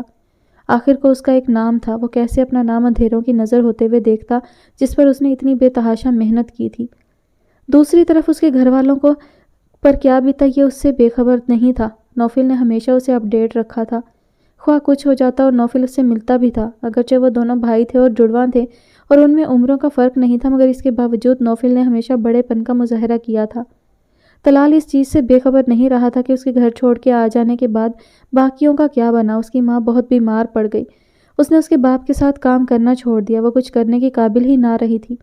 وہ اکثر روتی رہتی، بار بار صدیق سے پوچھتی کہ اگر میں ایسی ہوں تو اس میں میرا کیا قصور ہے؟ مجھے تو اللہ نے ایسا بنایا ہے، میں نے خود تو نہیں نہ بنایا خود کو، اور اگر میں ایسی ہوں تو اس کا مطلب ہے مجھے میری اپنی اولاد ریجیکٹ کر دے گی، چھوڑ دے گی۔ نوفل پھر کیوں میرے ساتھ ہے؟ اسے کہو وہ بھی چلا جائے۔ اور نوفل کیسے جاتا؟ اس نے اپنی ماں کی بیماری میں ان کا ساتھ دیا تھا، وہ گھنٹوں ان کے پاس بیٹھا رہتا، ان کی تیمارداری کرتا، ان کا دل بہلانے کی کوشش کرتا، اور وہ اسے دیکھ کر پھر رونے لگ جاتی۔ بہت دفعہ صدیق اور نوفل کے لیے انہیں سنبھالنا بہت مشکل ہو جاتا تھا، اور تب نوفل باپ کے گلے لگ کر بے حد روتا تھا۔ بعض اوقات انسان اپنے سے وابستہ رشتوں کے لیے کس قدر بے حس ہو جاتا ہے کہ اسے ان کی کوئی فکر، کوئی پرواہ نہیں رہتی۔ اس کو بھی بھلا کیا ضرورت تھی کہ وہ عورت جس نے اسے جنم دیا تھا وہ کس قدر اذیت میں تھی۔ انسان کو رشتوں کی قدر شاید صرف تب ہی آتی ہے جب وہ انہیں کھو دیتا ہے۔ اس دنیا میں کوئی غم موت سے بڑا نہیں ہو سکتا، موت اس دنیا کا سب سے بڑا غم ہے، اور جب کوئی مر جاتا ہے تو پھر ہم لاکھ چاہیں اسے واپس نہیں لا سکتے۔ ہماری شرمندگی، ہمارا پچھتاوا صرف ہم تک رہ جاتا ہے، اور مرا ہوا شخص دنیا کے دکھوں سے آزاد منو مٹی تلے دب جاتا ہے۔ وہ بھی مر گئیں، اس دنیا کے دکھوں سے آزاد ہو کر وہ بھی مٹی تلے پناہ گزین ہو گئیں، سب ختم ہو گیا۔ طلال بن مصعب کی نفرت اور دھتکار اور رد کیے جانے کا خوف، سب کچھ ختم ہو گیا اور بس ایک گہری تاریکی چھا گئی۔ نوفل نے روتے ہوئے فون کر دیا تھا اور وہ خاموش رہا تھا۔ بعض فیصلے وقت کر دیتا ہے، اس کا فیصلہ بھی وقت آنے پر ہونا تھا۔ عباس شادی کے بعد بہت بدل گیا تھا۔ اس نے جو وقت کراچی تنہائی میں گھر والوں کی مداخلت کے بغیر گزارا تھا، اس نے دونوں کو بہت قریب کر دیا تھا۔ سبین ایک باکمال لڑکی تھی، اسے ہمیشہ اپنے فیصلے پر فخر ہوا تھا۔ بخت اور علینا کی شادی کے بعد اس کی نظر مسلسل ان دونوں پر ہی تھی۔ وہ بھی باقی لوگوں کی طرح اس مخمصے میں پڑ گیا تھا کہ آخر ایسا کیا جادو کر دیا تھا بخت نے علینا پر۔ وہ ایک دم سے بدلی ہوئی نظر آتی تھی، اس کی شوخیاں پہلے کبھی عباس نے نہیں دیکھی تھیں، اور نہ ہی اس نے علینا کو اتنا بے فکر اور چنچل دیکھا تھا۔ وہ بہت حیران تھا، کئی بار سبین سے بھی ڈسکس کیا تھا، مگر بخت سے تاحال اس نے اپنے تاثرات چھپائے ہوئے تھے، مگر وقار سے بہرحال وہ چھپا نہ سکا تھا۔ تو اس میں حیرت کی کیا بات ہے؟ تمہارے لیے یہ کافی نہیں کہ وہ خوش ہیں؟ اب انہوں نے اتنی حیرانی اور ناگواری سے پوچھا کہ عباس شرمندہ ہو گیا۔ نہیں، میرا ایسا مطلب نہیں تھا، اس نے گڑبڑا کر وضاحت دینا چاہی تھی۔ بہرحال تمہارا جو بھی مطلب تھا، میرا نہیں خیال اس قسم کی ڈسکشن کی کوئی بھی ضرورت ہے۔ ان کا لہجہ سخت تھا۔ عباس مزید شرمندہ ہو گیا۔ یار تم کو سمجھنا چاہیے، وہ تمہاری بہن ہے، وہ خوش ہے، تمہیں صرف اسی بات سے مطلب ہونا چاہیے۔ اس سے زیادہ تحقیق مت کرو، یہ نہ ہو اس کا نقصان ہو جائے۔ انہوں نے اس کی طبیعت صاف کر دی تھی۔ عباس نے سرخ چہرے کے ساتھ ان کی بات سنی اور سر ہلا کر اٹھ گیا، مگر سبین کے سامنے وہ پھٹ پڑا تھا۔ مجھے سمجھ نہیں آتی وقار بھائی کو کیا تکلیف ہے، وہ تو ابھی تک شاہ بخت کے گرد حفاظتی حصار بنائے بیٹھے ہیں۔ بس کر دینا چاہیے اب انہیں، جو وہ چاہتے تھے وہ کر تو لیا ہے۔ کیا ہوا، کوئی بات ہوئی ہے کیا؟ سبین نے حیرت سے عباس کو دیکھا تھا، وہ غصے میں تھا۔ ہاں ہوئی ہے، بہت سخت الفاظ میں ڈانٹا ہے انہوں نے۔ بھلا ایسا کیا کہہ دیا تھا میں نے؟ یہی نا کہ آخر ایسا کیا کر دیا بخت نے علینا کو جو وہ یوں خوش نظر آتی ہے؟ تو اس میں یوں غصہ کرنے کی کیا بات تھی؟ وہ تو جیسے تیار بیٹھے تھے میرے سے الجھنے کے لیے۔ دیکھیں نا آپ، یہ تو نیچرل بات ہے نا کہ شاہ بخت اور علینا کی شادی سے پہلے اتنے جھگڑے، وہ سارے تماشے یقیناً اتنی آسانی سے تو نہیں بھلا سکتا ہوں۔ پھر اب یہ ایک دم سے یوں ٹھیک ہو جانا مجھے تو بالکل ہضم نہیں ہو رہا۔ وہ تفصیلاً ساری بات بتانے کے بعد سانس لینے کے لیے رکا تھا۔ اس بات نے تو مجھے بھی حیران کیا تھا عباس، مگر پھر میں نے یہی سوچا کہ لڑکی سمجھوتا کر ہی لیتی ہے۔ سبین نے اپنا خیال ظاہر کیا تھا۔ عباس نے چونک کر اسے دیکھا، کیا وہ اپنا اور اس کا حوالہ دے رہی تھی؟ اس نے سبین کے چہرے پہ کچھ کھوجا تھا، مگر وہ ہمیشہ کی طرح ملائم و پرسکون تھا۔ وہ تو آپ کی بات ٹھیک ہے، مگر پھر بھی سمجھوتا کرنے کا مطلب یہ تو نہیں کہ بندہ سب کچھ بھول جائے اور یوں ری ایکٹ کرے جیسے وہ بس اسی دن کے انتظار میں تھی۔ وہ اب کی بار کچھ چھنچھلا کر کہہ رہا تھا۔ سبین ہنس پڑی۔ اب آپ زیادہ ہی فیل کر رہے ہیں عباس، ہمیں تو خوش ہونا چاہیے کہ وہ دونوں نارمل ایک ہیپی کپل کی طرح رہ رہے ہیں۔ اس نے مسکرا کر کہا تھا۔ عباس نے الجھ کر سر جھٹکا تھا، وہ مطمئن نہیں ہوا تھا۔ اس نے کوئی 18ویں بار اپنے آپ کو آئینے میں دیکھا، کندھوں سے ذرا نیچے گرتے سیدھے سیاہ بال جو کہ سٹیپ کی شکل میں کٹے ہوئے تھے، اس وقت گردن کے اوپر ایک سیاہ بینڈ میں جکڑے گئے تھے۔ فرسٹ سٹیپ چھوٹا ہونے کی وجہ سے بینڈ سے باہر نکل کر اس کے ماتھے پر گرا ہوا تھا۔ اس نے اس وقت سیاہ ڈاٹس والی ایک لمبی قمیص پہنی تھی جس کے ساتھ سفید چوڑی دار پجامہ تھا اور سفید ہی دوپٹہ تھا۔ چہرہ صاف ستھرا تھا، کسی بھی قسم کی آرائش سے مبرہ تھا۔ اسی طرح اس کے ہاتھ اور گلے میں کوئی زیور نہیں تھا۔ ہاں البتہ اس کے کانوں میں چھوٹی چھوٹی سونے کی بالیاں تھیں جو کئی سال پہلے اسے تحفے میں ملی تھیں۔ اس نے بالوں کی ایک لٹ کو کانوں کے پیچھے کیا اور پلٹ کر بیڈ کی طرف دیکھا جہاں شفق گہری نیند سوئی ہوئی تھی۔ پھر اس نے اپنی انگلی کو دیکھا جہاں موٹی سی بینڈیج لگی تھی۔ حیرت انگیز طور پر ناخن ٹوٹنے کے باوجود اسے اتنا درد نہیں تھا۔ ہاں واقعی اسے درد کم تھا۔ اس نے گھڑی کی طرف نگاہ دوڑائی جہاں 12:21 ہو رہے تھے۔ وہ بیڈ کی طرف آ گئی۔ اسے نیند نہیں آ رہی تھی۔ اس نے ٹیک لگا لی۔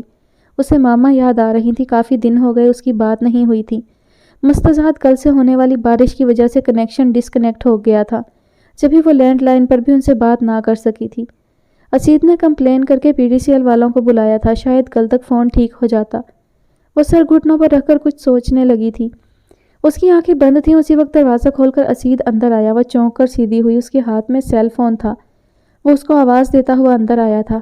ہبا، ماما کا فون ہے۔ اس نے سیل فون ہبا کی طرف بڑھایا تھا۔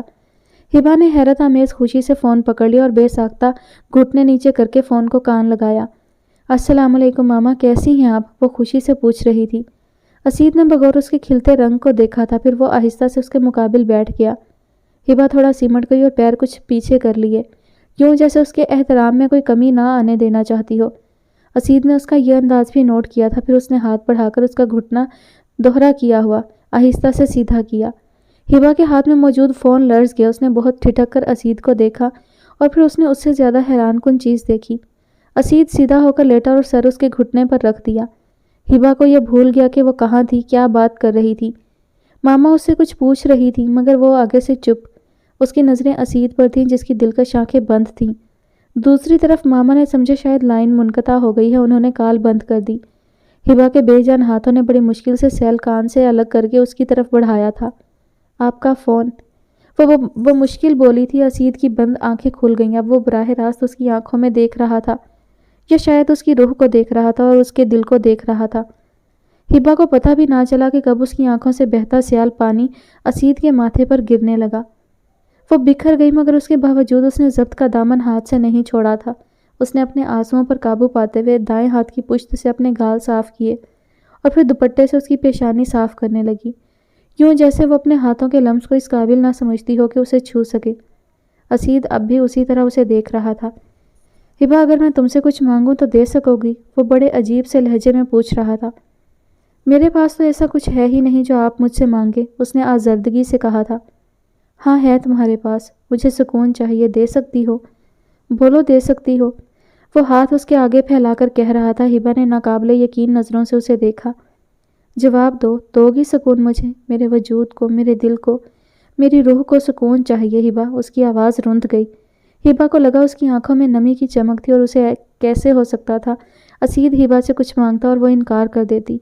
اس نے دونوں ہاتھوں سے اسید کا ہاتھ تھاما، اس کا خوبصورت ہاتھ جن سے اسے عشق تھا، وہ خوبصورت ہاتھ جو صرف قلم تھام کر اپنا نام لکھتا تھا تو وہ حکم ہو جاتا تھا، اس کی قیمتی اور مضبوط ہاتھ جن پر وہ زندگی قربان کر سکتی تھی۔ اس نے بہت عقیدت سے اس کا ہاتھ تھاما تھا اور اپنی آنکھوں سے لگا لیا۔ وہ بے آواز رو رہی تھی۔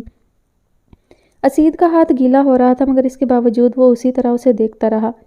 بہت دیر تک رونے کے بعد اس نے اسید کا ہاتھ ہٹایا اور اسے دیکھا۔ میرے پاس تو کچھ نہیں ہے، جو کچھ ہے آپ کا دیا ہوا ہی تو ہے، اور میں نے تمہیں کچھ نہیں دیا سوائے نفرت، تکلیف اور اذیت کے، وہ صفاقی سے بولا اور اٹھ کر بیٹھ گیا۔ ہبا نے تڑپ کر اسے دیکھا، پھر بے ساختہ اس کے دونوں بازوؤں پر ہاتھ رکھتے ہوئے اس کی پشت سے لپٹ گئی۔ وہ ساکت ہو گیا۔ ایسا نہیں ہے، یہ غلط ہے، ایسا مت کہیں، مت جائیں یہاں سے۔ وہ اب اس کی پشت سے گال ٹکائے رو رہی تھی۔ اسید کو لگا وہ پتھر کا ہو گیا ہو، کبھی ہل نہ سکے گا۔ میں دوں گی آپ کو جو چاہیے، بس یہاں سے مت جائیں۔ اس نے اسید کا رخ اپنی طرف موڑنا چاہا۔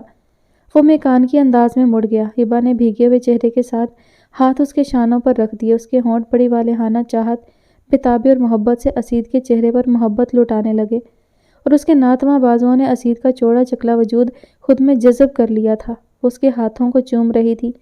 اسید نے اپنے ہاتھ چھڑا کر اسے خود میں سمیٹا اور سر تکیے پہ رکھ دیا۔ ہاں، وہاں محبت تھی جو بالآخر جیت گئی تھی، بے مثال عشق تھا جو فتح پا گیا تھا۔ ہبا تیمور آخرکار اسید مصطفیٰ کو جیت گئی تھی، اپنے بے مثال صبر، ضبط اور حوصلے سے، اور اسید مصطفیٰ نے بھی آج ہر اجنبیت کی دیوار گرا کر اس کے وجود کو اپنی روح میں اتارا تھا، اور باوجود اس کے کہ وہ اس کے حصار میں تھی، اس کی آنکھیں بار بار آنسو بہانے لگیں۔ اسید اس تکلیف کا ماخذ جانتا تھا، وہ ان آنسوؤں کے پیچھے چھپی درد کی داستان سے آگاہ تھا۔ اسے احساس تھا کہ وہ ان اذیتوں کا دیندار تھا، جب ہی اس نے پہلی قسط ادا کرتے ہوئے اس کے اشک اپنے ہونٹوں سے چن لیے تھے۔ عائشہ آپ ہی آئی ہوئی تھی، انہوں نے ستارہ کی خوب کلاس لی تھی۔ تمہارے سسر کا فون آیا تھا ابا کو، بہت پریشان ہیں وہ۔ دیور تمہارا ہاسپٹل پڑا تھا اور خود تم یہاں آ کر بیٹھ گئی ہو، یہ کیا طریقہ ہے؟ اچھی لڑکیاں اس طرح چھوٹی چھوٹی باتوں پر گھر چھوڑ کر نہیں آتی۔ جب آپ کو یہ نہیں پتا کہ بات کیا ہے تو پھر آپ اس کے چھوٹے یا بڑا ہونے کے بارے میں کیسے فیصلہ کر سکتی ہیں؟ اس نے غصے سے کہا۔ تم چھوٹی ہو، مجھ سے چھوٹی ہی رہو، مجھے مت سکھاؤ، گھر بسانے کے لیے قربانی دینی پڑتی ہے ستارہ بی بی۔ اس طرح دوسری بار بھی باپ کے گھر آ کر بیٹھنے سے کیا ہوگا؟ وہ بے عزتی کرتے ہوئے بولی تھی۔ ستارہ کا چہرہ سرخ پڑ گیا تھا۔ میرے ماں باپ زندہ ہیں، آپ مجھ سے اس طرح بات کرنے والی کون ہوتی ہیں؟ وہ چیخ کر بولی تھی۔ آواز دھیمی رکھ کر بات کرو، عائشہ آپی نے سختی سے کہا۔ آپ بھی، وہ دو بدو بولی۔ اچھی لڑکیاں اس طرح نہیں کرتی ستارہ، اگر خدا نے تم پہ کرم کیا ہے، تمہیں ایک اچھے شوہر سے نوازا ہے، تو تم اس طرح ناشکری مت کرو۔ اگر یوں ہر بات پر تماشا بنا کر لڑکیاں گھر چھوڑ کر آنے لگیں تو بس چکے گھر۔ اچھی لڑکیاں اس عائشہ کی بات ابھی بیچ میں تھی کہ ستارہ نے ان کی بات کاٹ دی۔ اچھی لڑکیاں کیا مطلب ہے آپ کا؟ بند کریں یہ اچھی لڑکیوں کی رٹ۔ میں نہیں ہوں اچھی لڑکی، سن لیا آپ نے؟ وہ پھٹ پڑی تھی۔ بکواس بند کرو، تمہارا دماغ خراب ہو چکا ہے، تم گھر بسانا ہی نہیں چاہتی۔ وہ غضبناک ہو کر بولی تھی۔ میں بس اس شخص کے گھر نہیں جانا چاہتی، وہ ضدی انداز میں بولی۔ کیوں؟ ساری زندگی میرے باپ کے سینے پر بوجھ بنی رہنا ہے تمہیں؟ انہوں نے طنز کیا۔ آپ کا مسئلہ کیا ہے؟ میں اپنے ماں باپ کے گھر ہوں، آپ کے گھر نہیں، اس نے بدتمیزی سے کہا تھا۔ عائشہ کے جواب دینے سے پہلے ہی اماں آ گئیں اندر۔ کیا تماشا بنایا ہے تم دونوں نے؟ آواز باہر تک آ رہی ہے، کیا جھگڑا ہے؟ وہ غصے سے پوچھنے لگیں۔ آپ کی بیٹی کے ارادے مستقل یہیں قیام کرنے کے ہیں اماں، عائشہ نے تلخی سے کہا تھا، اشارہ اس کی طرف تھا۔ کیا بکواس ہے یہ؟ انہوں نے ستارہ کو گھورا۔ بکواس ہی صحیح، میں کہیں نہیں جاؤں گی، آپ کو بتا چکی ہوں میں، ستارہ نے ہڑ دھرمی سے کہا۔ اماں چند لمحے اسے دیکھتی رہیں، وہ شاید ناقابل یقین دکھائی دیتی تھیں۔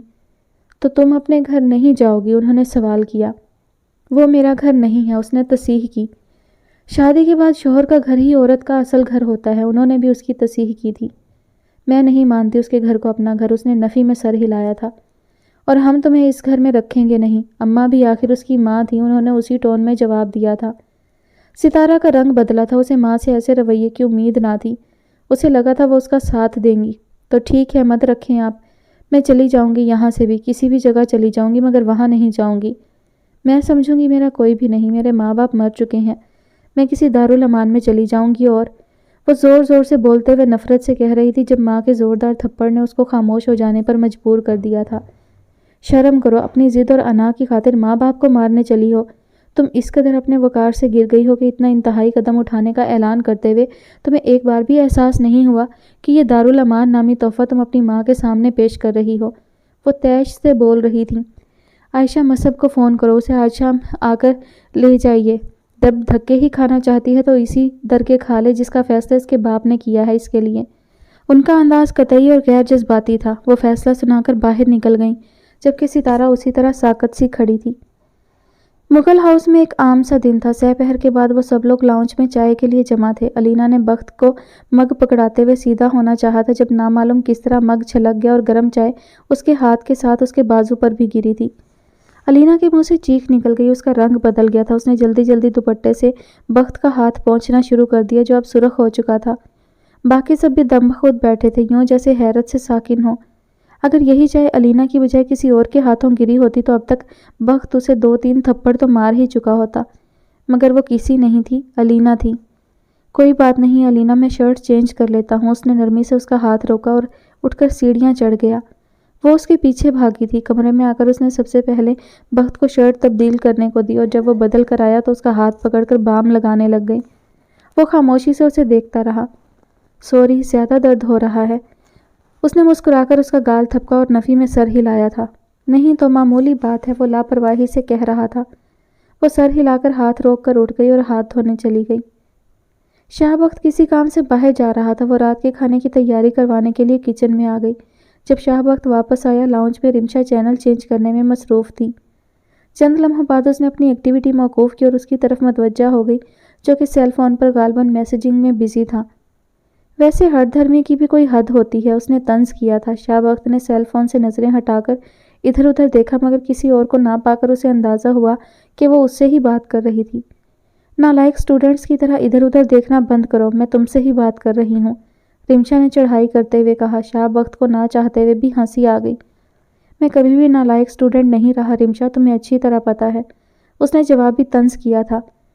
ना ना, मुझे कुछ नहीं पता, मुझे तो जो पता था वो भी भूल चुका है। अच्छा, वक्त ने हैरत से आंखें फैलाईं। हाँ, वो भी उसी के अंदाज में बोली थी। बड़ा बाकमाल बंदा है हसीब नोमान। वो कैसे? वो चौंकी। जिसने रिमशा अहमद को सब कुछ भूल जाने पर मजबूर कर दिया है वो कोई आम इंसान तो नहीं होगा ना। उसने लतीफ़ सी चोट की। रिमशा हंस पड़ी। मजाक उड़ा रहे हो? नहीं, खुश हो रहा हूँ। अपने बारे में क्या ख्याल है? उसने फिर तंजन कहा।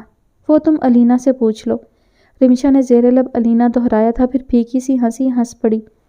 हाँ, अब तुम्हारे से मुतल्लिका हर बात अलीना से ही पूछना पड़ेगी, वो कह रही थी, और बख्त सोफे की पुश्त से कमर टिकाता हुआ दोनों बाजू फैलाकर हंसा और गुनगुनाने लगा। ठीक कहा तुमने, मैं लापता। उसके चेहरे पर सुकून और खुशी फैली थी। इससे ज़्यादा बर्दाश्त करना रिमशा के बस की बात ना थी। वो इतनी आला ज़र्फ नहीं थी कि उसे किसी दूसरे के साथ खुश होते देखती रहती और बर्दाश्त करती। मुझे आज भी याद है कि हमारा पहला झगड़ा अलीना की बात पर ही हुआ था। तुम्हें इस बात पर एतराज़ था कि मैं उसे अपने और तुम्हारे झगड़े में क्यों लाई हूँ। तुम्हें लगता था कि मैं और मेरी सोचें गलत हैं। तुम्हें लगता था मैं गलत सोचती हूँ और हमेशा गलत ही बोलती हूँ, क्योंकि सही तो सिर्फ शाह बख्त ही हो सकता है। वो तल्खी से उसे याद दिलाते हुए जता रही थी। ओ कमान रिमशा, छोड़ो ना पुरानी बातें, वो लापरवाही से बोला था। इतनी आसानी से? रिमशा ने बेयकीनी से उसे देखा। क्यों, क्या इतना मुश्किल है? उसने भवें उचकाकर पूछा था। इतना आसान भी नहीं है, वो अफसुर्दगी से बोली थी। ये तो फिर अपने अपने ज़र्फ़ की बात है ना। शाह बख्त ने जैसे गेंद उसकी कोर्ट में फेंक दी थी। हाँ, ये अच्छी कही तुमने, सब कुछ करके बात मर्जी और ज़र्फ़ पर डाल दो। वो तल्ख हो गई। हाँ देखो ना, मैं अलीना के साथ बहुत खुश हूँ और यकीनन तुम हसीब के साथ, तो फिर आपस में झगड़ा करने की क्या ज़रूरत है? लेट्स बी फ्रेंड्स अगेन, वो मुस्कुराकर कह रहा था। उसके इत्मीनान पर रिमशा को आग लग गई थी। अच्छा, काश ये आला ज़र्फ़ी तुमने मेरी मंगनी पर दिखाई होती। जब इंसान का अपना सब कुछ ठीक हो ना, उसकी अपनी सारी साइड सिक्योर हो, तब वो दूसरों को तसल्लियाँ बहुत आला किस्म की दे लेता है।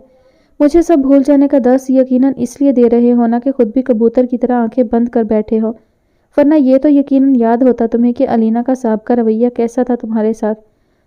बात करते हो आला ज़र्फ़ी की, उसने तड़प कर कहा था। किचन से फ्राइज़ की प्लेट लाते हुए अलीना ने भी रिमशा की ये सारी बकवास बड़े इत्मीनान से सुनी थी और आगे बढ़कर बख्त के साथ बैठ गई। रिमशा, अभी इसमें गुस्सा करने की क्या बात है? शादी से पहले इंसान की लिमिट्स कुछ और डिमांड करती हैं, शादी के बाद कुछ और। अब मेरा और शाह बख्त का क्या क्लैश था वो हम दोनों को पता है, आपको नहीं, इसलिए आप उसके साथ गुस्सा मत हो, सुलह कर लें। वो फ्राइज़ मुंह में डालते हुए इतने पुरसकून और हमवार लहजे में बोली थी कि रिमशा को यकीन ही नहीं आया था। वो इतनी कंपोज्ड थी कि रिमशा को अपना आप उसके सामने बेवकूफ़ महसूस हो रहा था। हाँ, मैं तो भूल ही गई थी कि इस सारे तमाशे की वजह तुम ही हो। मेरे साथ ज़्यादा बकवास करने की ज़रूरत नहीं है, ना ही मुझे तुम्हारे मशवरों की ज़रूरत है। बाकी रही सुलह, वो गई भाड़ में। वो गुस्सा निकालती पैर पटकती वहाँ से उठ गई। अफसोस, काश यूनिवर्सिटी में आपने कुछ मैनर्स भी सीखे होते, उसने तासुफ से कहकर गोया जल्दी पर तेल डाला था। मुझे तुमसे ज़्यादा तमीज़ है अलीना साहिबा, ज़रा अपने आप को आईने में देख लो। शाह बख्त को तो अल्लाह जाने किस चीज़ ने तुम्हारे पीछे पागल किया हुआ था, तुम्हें तो इससे बात तक करने की तमीज़ नहीं। रिमशा का चेहरा गुस्से से लाल भभूका हो रहा था। बिहेव योर सेल्फ रिमशा, वो मुझसे जिस तरह मर्जी बात करे, तुम्हें क्या प्रॉब्लम है? तुम्हें गार्जियन बनने की ज़रूरत नहीं है, शाह बख्त ने तैश में आकर कहा। मुझे तो कोई प्रॉब्लम नहीं है, प्रॉब्लम तो पूरे मुगल हाउस को है। जिनको है वो सीधे मुझसे आकर बात करें, तुम्हें बीच में आने की ज़रूरत नहीं, उसने गोया वार्निंग दी थी। छोड़ो ना शाह बख्त, अलीना ने उसके शाने पर हाथ रखकर उसे अपनी तरफ यूं मतवज्जा किया जैसे इस सारे मामले को इंतहाई गैर ज़रूरी समझती हो। रिमशा तो उसके अंदाज पर जलकर खाक हो गई। पैर पटकती वो वहाँ से निकल गई। आयशा आपा ने फ़ोन कर दिया था, मगर रात को उसे लेने नौफिल नहीं आया था, बल्कि उसकी जगह सदीक अहमद खुद आए थे। उन्होंने अब्बा से मिलते हुए बड़े बावकार तरीके से माजरत की थी। मुझे बहुत अफसोस है भाई साहब, हमारी बेटी पहली बार आई थी, असूली तौर पर इसे लेने मसब को खुद आना चाहिए था, मगर यह भी हकीकत है कि वो आज सुबह इंतहाई इमरजेंसी में इस्लामाबाद गया है। बेटी आयशा का फ़ोन गया उसे तो उसने मुझे कॉल करके ख़ास तौर पर कहा है कि पापा आपने खुद उसे लेने जाना है। मैं नहीं चाहता कि वो ये महसूस करे कि उसकी अहमियत में कोई कमी हो गई है, اور اس کے ماما پاپا سے میری طرف سے خاص طور پر معذرت کیجیے گا اور کہیے گا کہ میں خود حاضر ہوں گا ان کے ہاں، وہ انتہائی اپنائیت سے کہہ رہے تھے۔ اماں ابا تو خوشی سے نہال ہو گئے تھے، کیسے ادب آداب اور رکھ رکھاؤ والے لوگ تھے، اور ستارہ کتنی پاگل تھی جو ناشکری کیے جا رہی تھی۔ انہوں نے مطمئن ہو کر کھانا لگوانے کا اشارہ کیا اور خود بھی اندر کی طرف چل پڑی، اور یوں وہ اپنے سسر کے ساتھ گھر آ گئی۔ راستے میں وہ اس سے باتیں کرتے رہے، جیسے اسے تنہائی کا احساس نہ دلانا چاہتے ہوں۔ اس سے پوچھتے رہے کہ اس کا قیام کیسا رہا، وہ مختصر جوابات دیتی رہی۔ گھر پہنچ کر وہ اپنے کمرے میں چلی گئی۔ ہر چیز ویسے ہی تھی جیسی وہ چھوڑ کر گئی تھی، کچھ بھی نہیں بدلا تھا۔ نوفل صدیق احمد کا کلاسیکی ذوق کمرے کی سجاوٹ سے عیاں تھا۔ بادشاہی طرز کا فرنیچر، دبیز اور اعلیٰ ڈیزائن کے ایرانی قالین، بھاری پردے اور منکش سنگھار میز، اس کی شادی کی انلارج فوٹو جس کے آگے وہ تا دیر کھڑی رہی، پھر جلدی آنکھوں سمیت باتھ روم کی سمت لباس تبدیل کرنے کی غرض سے بڑھ گئی۔ نائٹ سوٹ پہن کر اس نے کمرے کی روشنیاں ہلکی کر دیں اور خود بیڈ پر آ گئی۔ ذہنی تھکن نے اسے بے حال کیا ہوا تھا۔ کچھ ہی لمحوں بعد وہ گہری نیند میں چلی گئی۔ پتہ نہیں رات کا کون سا پہر تھا جب اس نے خود کو ایک حصار میں مقید پایا تھا۔ میری جان، میری زندگی، میری روح، وہ اس کے قریب تھا۔ وہ بے یقین، یہ شخص تو شہر سے باہر تھا، پھر اب ایک دم سے کہاں سے آ گیا تھا؟ اس نے مزاحمت کرنے کی کوشش کی تھی، وہ شاید حیران ہوا تھا۔ میں بہت مشکل سے آ سکا ہوں، اس نے سرگوشی کی تھی۔ یہ غلط ہے، چھوڑو مجھے، وہ اس کی گرفت میں پھڑ پھڑا رہی تھی۔ میں حق رکھتا ہوں، تم مجھے اس طرح انکار نہیں کر سکتی۔ میں بہت دنوں سے تم سے دور تھا، جب پتہ لگا کہ تم اس گھر میں ہو، رہا ہی نہیں گیا۔ کیوں دور بھاگتی ہو مجھ سے تارا؟ تم جان ہو میری۔ اس شخص کی پیش قدمی میں اتنی بے ساختگی تھی کہ وہ کسی طور مزاحمت نہ کر سکی۔ اگلی صبح ناشتے کی میز پر ستارہ کی آنکھیں سرخ اور سوجی ہوئی تھیں۔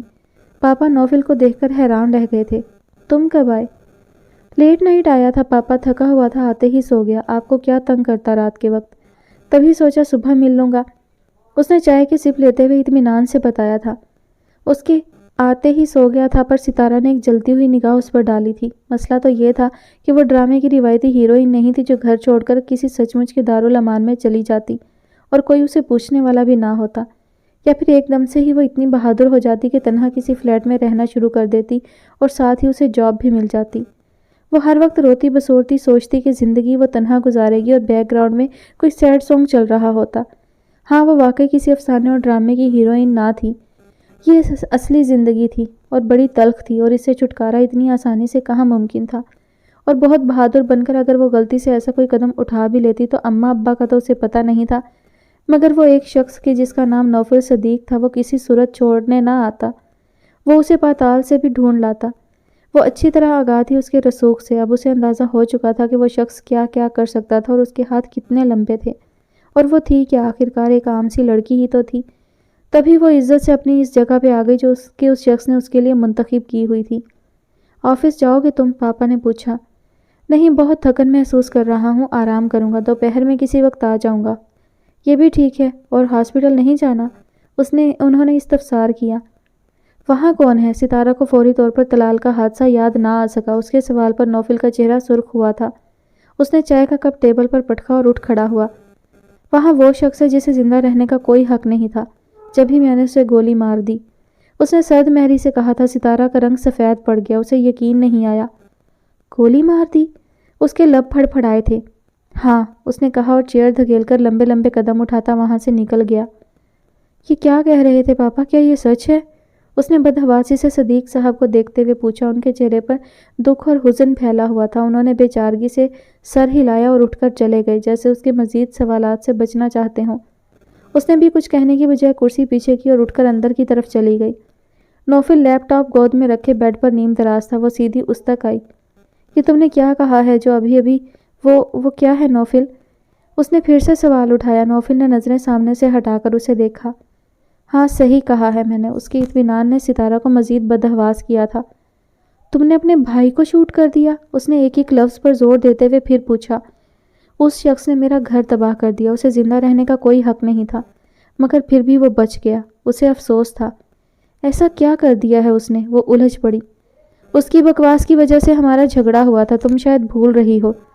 یہ فضول بات ہے، سچ کبھی نہ کبھی تو مجھے پتہ چل ہی جانا تھا، اس نے سرد مہری سے کہا اور باہر نکل گئی۔ نوفل نے پرسوچ نظروں سے اس کی پشت کو دیکھا تھا۔ اس کی آنکھ کھلی تھی اور بہت دیر تک چھت پر ٹکی رہی، پھر اس نے اپنے بائیں طرف دیکھا جہاں وہ سو رہی تھی۔ اس کا ہاتھ اپنے دونوں ہاتھوں میں سمیٹ کر اپنے گالوں کے نیچے رکھے وہ اس سے مکمل طور پر بے خبر اور گہری نیند میں تھی۔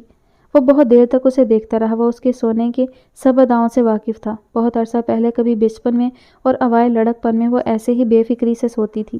پھر وہ بڑی ہو گئی۔ اسید نے اسے بدلتے دیکھا۔ پھر وہ رات گئے جاگتی تھی اور پتہ نہیں کب سوتی تھی۔ پھر ان کی شادی ہو گئی۔ پھر وہ اس کے پاس آ گئی۔ تب وہ بہت برا سوتی تھی، بلکہ سوتی کب تھی، بس روتی رہتی تھی۔ رات گئے تک اس کی سسکیوں اور آنسو اسے جگائے رکھتے تھے۔ بہت دفعہ وہ نیند میں بھی اذیت سے روتی تھی اور ماما کو پکارتی تھی۔ پھر وہ تیمور کے ساتھ واپس چلی گئی اور اب ایک بار پھر اس کے ساتھ تھی، اس کے پاس تھی۔ ہاں، وہ اس کی ساری اداؤں سے واقف تھا۔ وہ ہبہ کی نبض کو جانتا تھا۔ اسے پتا تھا وہ بہت پرسکون ہو کر سوئی ہوئی تھی۔ اس نے خود کو ڈھیلا چھوڑا ہوا تھا۔ اس کے اعصاب مکمل طور پر پرسکون اور ریلیکس تھے۔ اس نے اپنے دائیں طرف دیکھا جہاں کچھ فاصلے پر شفق سوئی تھی، اس کی بیٹی۔ اس نے بازو آگے کر کے اسے اپنے قریب کر لیا۔ وہ اس کی تھیں، اس کی ذمہ داری تھیں۔ خدا کے بعد اس زمین پر وہ ان کا سہارا تھا، ان کا وارث۔ وہ اس کی ملکیت تھیں، بلکہ اس کی متاع تھیں۔ اس نے اپنے خزانے، اپنی متاع حیات کو سینے سے لگایا اور آنکھیں بند کر لی۔ وہ اس وقت ایسا سکون محسوس کر رہا تھا کہ اگر کوئی اس سے اس کی ساری دولت بھی مانگ لیتا تو وہ کبھی انکار نہیں کرتا۔ اس سکون کے بدلے تو وہ ہر چیز دینے کو تیار تھا۔ زندگی میں ہر شخص اپنے تجربے سے خود سبق سیکھتا ہے۔ اگر لوگ دوسروں کا حال دیکھ کر سبق سیکھ لیں تو مثالیں کہاں سے بنیں گی؟ اس نے بھی اپنی غلطیاں خود سدھاری تھیں اور سبق بھی سیکھا تھا، مگر ایک سبق اور بھی وقت نے اس کی جھولی میں ڈالا تھا۔ جس سے ایک بار محبت ہو جائے نا، وہ جتنا بھی درد دے، کتنا بھی رسوا کرے، خواہ آپ کے وجود کو ٹکڑوں میں تقسیم کر دے، اس دنیا میں ایسی کوئی چیز نہیں جو اس محبت کو نفرت میں بدل سکے۔ اس نے ہلکے سے دروازے پر دستک دی اور اندر چلا آیا۔ جی امی، آپ نے بلایا تھا؟ وہ ان کے پاس بیٹھ گیا۔ نیلم اور طارق نے ایک دوسرے کا منہ دیکھا تھا۔ طارق نے اس کے پاس بیٹھ کر اس کے کندھے کے گرد بازو پھیلا لیا۔ دیکھو بیٹا، میں جو بات تم سے کہنے جا رہا ہوں اس پر غصہ کیے بغیر کھلے دل سے غور کرنا۔ ہو سکتا ہے کہ تم میری بات سے اتفاق نہ کرو، مگر پھر بھی تمہیں کوئی قدم ضرور اٹھانا پڑے گا۔ انہوں نے تمہید باندھی۔ ایسی کون سی بات ہے؟ اس نے الجھ کر انہیں دیکھا۔ مجھے تم سے علینا کے معاملے پر بات کرنی ہے۔ علینا؟ کیا مطلب؟ وہ حیران ہوا۔ اسے لے کر گھر میں جو مسائل ہو رہے ہیں وہ کوئی اتنے خوشگوار نہیں ہیں۔ اس کا تمہارے ساتھ رویہ مجھے شروع سے پسند نہیں ہے۔ حقیقت پسندی کا تقاضا بھی یہی ہے کہ بہرحال اسے اپنے اور تمہارے رشتے کا دھیان رکھنا چاہیے۔ تم اس کے ہم عمر نہیں ہو، تم اس سے 6 سال بڑے ہو، اسے تمہارا احترام کرنا چاہیے۔ سب کے سامنے یہ بخت کرنا مجھے بالکل پسند نہیں۔ کم از کم اسے تمہیں آپ تو کہنا چاہیے۔ اور دوسری بات، شادی ہو جانے کا مطلب یہ قطعی نہیں کہ انسان باقی دنیا کو بھول کر صرف ایک ہی شخص کا ہو کر رہ جائے۔ باقی لوگ بھی اس گھر میں موجود ہیں، آپ دونوں پر ان کا بھی حق ہے۔ اور آخری بات، علینا اس گھر میں سب سے چھوٹی ہے، اس کا فرض ہے کہ وہ سب کی عزت کرے۔ مجھے پتہ چلا ہے کہ تم دونوں نے رمشا سے الجھنے کی کوشش کی ہے، بلکہ تمہاری اور رمشا کی تو تلخ کلامی بھی ہوئی ہے۔ مجھے یہ سب پسند نہیں آیا۔ میں اس حق میں قطعاً نہیں ہوں۔ تم دونوں مشترکہ خاندانی نظام میں رہ رہے ہو، کہیں تنہا نہیں ہو جو یوں ساری احتیاط انسان فراموش کر دے۔ اب تم شادی شدہ ہو، ذمہ دار اور سمجھدار بھی ہو، اس لیے تمہیں صورتحال کو بدلنا ہوگا۔ انہوں نے نرمی سے اپنی بات مکمل کی تھی، البتہ لہجہ بہت دو ٹوک تھا۔ شاہ بخت نے بہت تحمل سے ان کی بات سنی تھی، پھر وہ ہلکے سے سیدھا ہوا اور انہیں دیکھا۔ میں نے آپ کی ساری باتیں بہت دھیان سے سنی ہیں، اب آپ میری بات سنیں۔ پہلی بات تو یہ کہ مجھے اس سے کوئی فرق نہیں پڑتا کہ وہ مجھے کیسے بلاتی ہے۔ میرے نزدیک اہم یہ ہے کہ وہ مجھ سے پیار کرتی ہے، مگر پھر بھی میں آپ کی بات ویلیو کرتا ہوں۔ میں اسے سمجھاؤں گا۔ دوسری بات، رمشا نے خود میرے ساتھ بحث شروع کی تھی، مجھے اس سے الجھنے کا کوئی شوق نہیں ہے۔ اور رہی بات علینا کی انوالومنٹ کی، تو یہ قطعی طور پر غلط ہے۔ میں یہ اس لیے نہیں کہہ رہا کہ وہ میری بیوی ہے، بلکہ اس لیے کہہ رہا ہوں کہ آپ سب بھی اسے جانتے ہیں، وہ کس سے بحث و مباحثے میں بالکل نہیں پڑتی۔ اور آخری بات، مجھے بہت اچھی طرح سے اپنی خاندانی روایات کا پاس ہے۔ میں صبح ناشتے کے وقت سے پہلے تیار ہو کر کمرے سے باہر آتا ہوں، اور رات جب سب سونے کے لیے جاتے ہیں تو تبھی میں بھی جاتا ہوں۔ میں نے احتیاط کا دامن بالکل فراموش نہیں کیا۔ مجھے بھی پتہ ہے کہ ہم تنہا نہیں رہتے، بلکہ جوائنٹ فیملی سسٹم میں رہتے ہیں۔ میں نے تو کبھی سب کے سامنے اس کا ہاتھ تک نہیں پکڑا، میرے خیال سے اتنا کافی ہے۔ وہ سرخ چہرے کے ساتھ اٹھا اور باہر نکل آیا۔ لاؤنج میں خاموشی تھی، سب لوگ سونے کے لیے اپنے اپنے کمروں میں جا چکے تھے۔ وہ تیز قدموں سے سیڑھیاں چڑھتا گیا۔ کوریڈور میں اسٹینڈ پہ رکھے PTCL سے علینا کسی سے بات کر رہی تھی۔ ہاں، جیسا تم نے کہا سب ویسا ہی ہو رہا ہے، تم کمال ہو، وہ ہنستے ہوئے کہہ رہی تھی۔ شاہ بخت نے بے دھیانی سے اس کی بات کو سنا۔ علینا، رات بہت ہو گئی ہے، سونے کا ارادہ نہیں؟ کس کا فون ہے؟ بعد میں بات کر لینا۔ وہ دور سے ہی بولا تھا۔ اسے دیکھ کر علینا نے جلدی جلدی فون بند کیا اور آگے بڑھ آئی۔ ستارہ ہاسپٹل گئی تھی طلال کو دیکھنے۔ وہ بالکل تندرست تھا اور شام تک اسے ڈسچارج کیا جا رہا تھا۔ ستارہ کو دیکھ کر اس کے چہرے پر سرد مہری اتر آئی تھی، جس کی وجہ سے تارا نے اس سے بس رسمی حال احوال ہی پوچھا تھا۔ وہ پاپا کی وجہ سے آ گئی تھی اور نوفل کو خبر تک نہ تھی۔ خدا معلوم اسے پتہ چلتا تو وہ کتنا مائنڈ کرتا۔ اور جب وہ گھر پہنچی تو نوفل گھر نہیں تھا۔ اس نے سکھ کا سانس لیا تھا۔ اس نے شاور لے کر بال تولیے میں لپیٹ کر اوپر کر کے سمیٹے اور وارڈروب کھول لی۔ کافی چیزیں بکھری ہوئی تھیں، اس نے سمیٹنا شروع کر دیں۔ یکایک اس کے دماغ میں ایک عجیب خیال آیا تھا۔ اس نے نوفل کی سائیڈ کے دراز کھول دیے۔ وہاں حسب توقع وہی فائلز تھیں، مگر آج اسے آنکھیں کھول کر دیکھنے کی وجہ سے وہاں ایک البم نظر آیا تھا۔ اس نے تیزی سے البم کھینچا اور باقی ساری چیزوں کو کھلا چھوڑ کر ویسے ہی بیٹھ گئی۔ البم کی بیرونی ٹائٹل پر کچھ لکھا ہوا تھا اور اسے پڑھنے میں دقت ہوئی، کیونکہ وہ اردو یا انگلش نہیں تھی، وہ یقیناً مینڈرن تھی۔ چونکہ ستارہ کو وہ پڑھنا نہیں آتی تھی، اس نے سر جھٹک کر اس کا کور پلٹا۔ وہاں 2 تصویریں تھیں، 2 خوبصورت چہرے، طلال بن مصعب اور نوفل بن مصعب۔ اگرچہ وہ دونوں ٹین ایجرز لگ رہے تھے، مگر اس کے باوجود ستارہ نے ان کو بڑے آرام سے شناخت کر لیا تھا۔ اس نے اگلا صفحہ کھولا، وہاں کچھ مزید ان کی ہی تصاویر تھیں۔ ستارہ نے بے دلی سے صفحات الٹے تھے اور پھر وہ ایک دم سے چونک گئی۔ وہاں 4 لوگ تھے، صدیق، نوفل اور طلال، اور ہاں وہ وہاں تھی ایک سیاہ فام خاتون جو ان کے ساتھ کھڑی تھی۔ اسے حیرت ہوئی، بھلا وہ کون تھی جو ان کے ساتھ یوں کھڑی تھی؟ اس نے سر جھٹک کر اگلا صفحہ پلٹا اور اس بار پھر حیران رہ گئی۔ نوفل اسی سیاہ فام خاتون کے گلے میں بازو ڈالے کھڑا تھا۔ آخر کون ہو سکتی ہیں یہ اتنی بے تکلفی؟ اس نے حیرت سے سوچا تھا، پھر اس کے ذہن میں یکدم ایک خیال آیا۔ اوہ، یہ یقیناً ان کی گورننس ہوگی، اس نے سوچا۔ اس سے پہلے کہ وہ آگے کچھ دیکھ پاتی، نوفل کی شکل دروازے میں نظر آئی۔ دونوں کی نظر ملی اور اگلے ہی لمحے نوفل جیسے اڑتا ہوا اس تک آیا تھا۔ اس نے ایک دم وہ البم اس کے ہاتھ سے کھینچا۔ یہ کون ہے نوفل؟ ستارہ نے البم اسے پکڑاتے ہوئے پوچھا۔ نوفل نے لب بھینچ لیے تھے اور اس کے چہرے پر ایک عجیب سا درد بھرا سایہ لہرایا تھا، مگر اس نے کوئی جواب نہیں دیا۔ کیا یہ آپ کی کوئی میڈ ہے؟ کافی کلوز لگ رہی ہے آپ سے، اس نے تجسس سے پوچھا تھا۔ نوفل کا رنگ سرخ پڑ گیا۔ Shut up, just shut up ستارہ، یہ میری ماما ہے، وہ چلا کر بولا تھا۔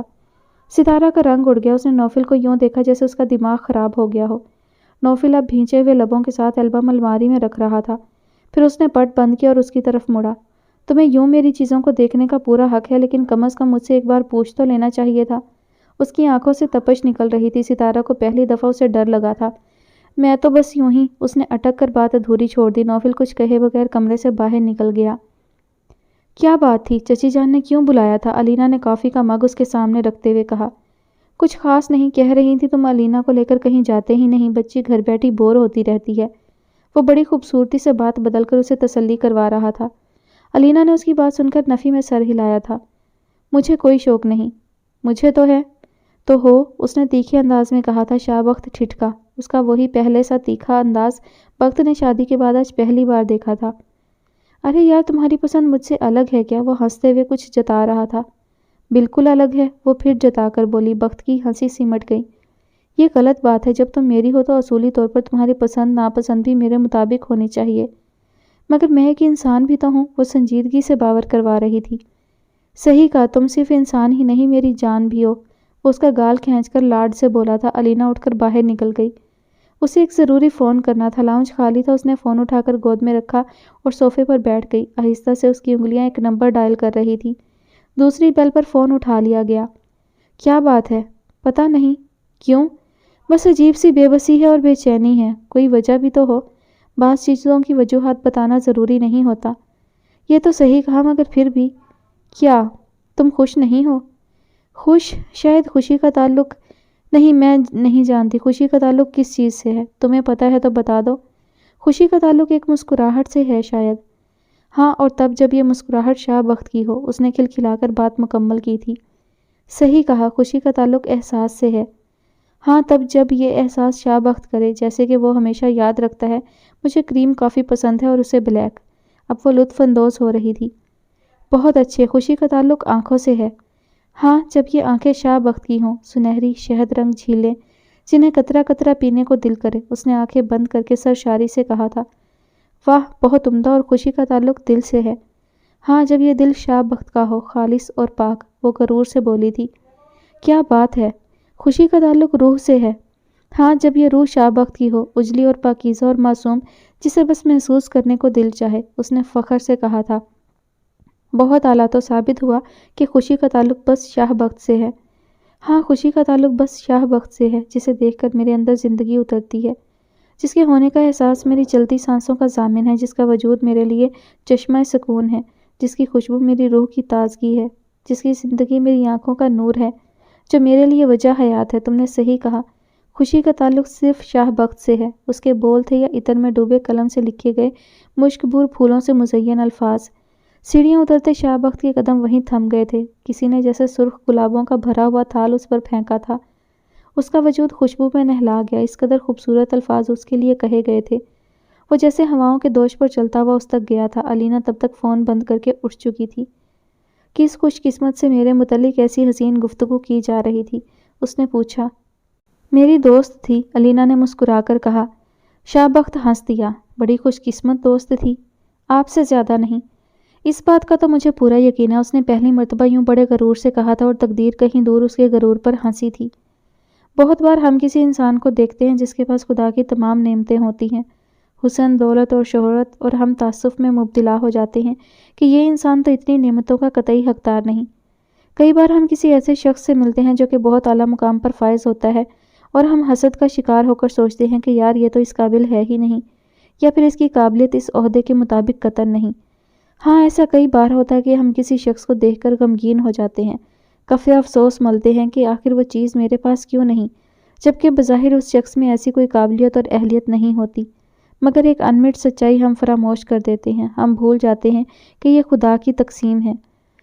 شاہ بخت مغل بھی انہی چند لوگوں میں سے ایک تھا، خدا کی تقسیم کا شاہکار۔ اس نے کبھی نہیں سوچا تھا کہ جو نعمتیں اسے عطا کی گئی تھیں آیا وہ ان کا حقدار بھی تھا یا نہیں، اور یہ نہ ہی اس نے کبھی سوچنے کی کوشش کی تھی کہ وہ ان نعمتوں کا حق ادا بھی کر رہا تھا یا نہیں۔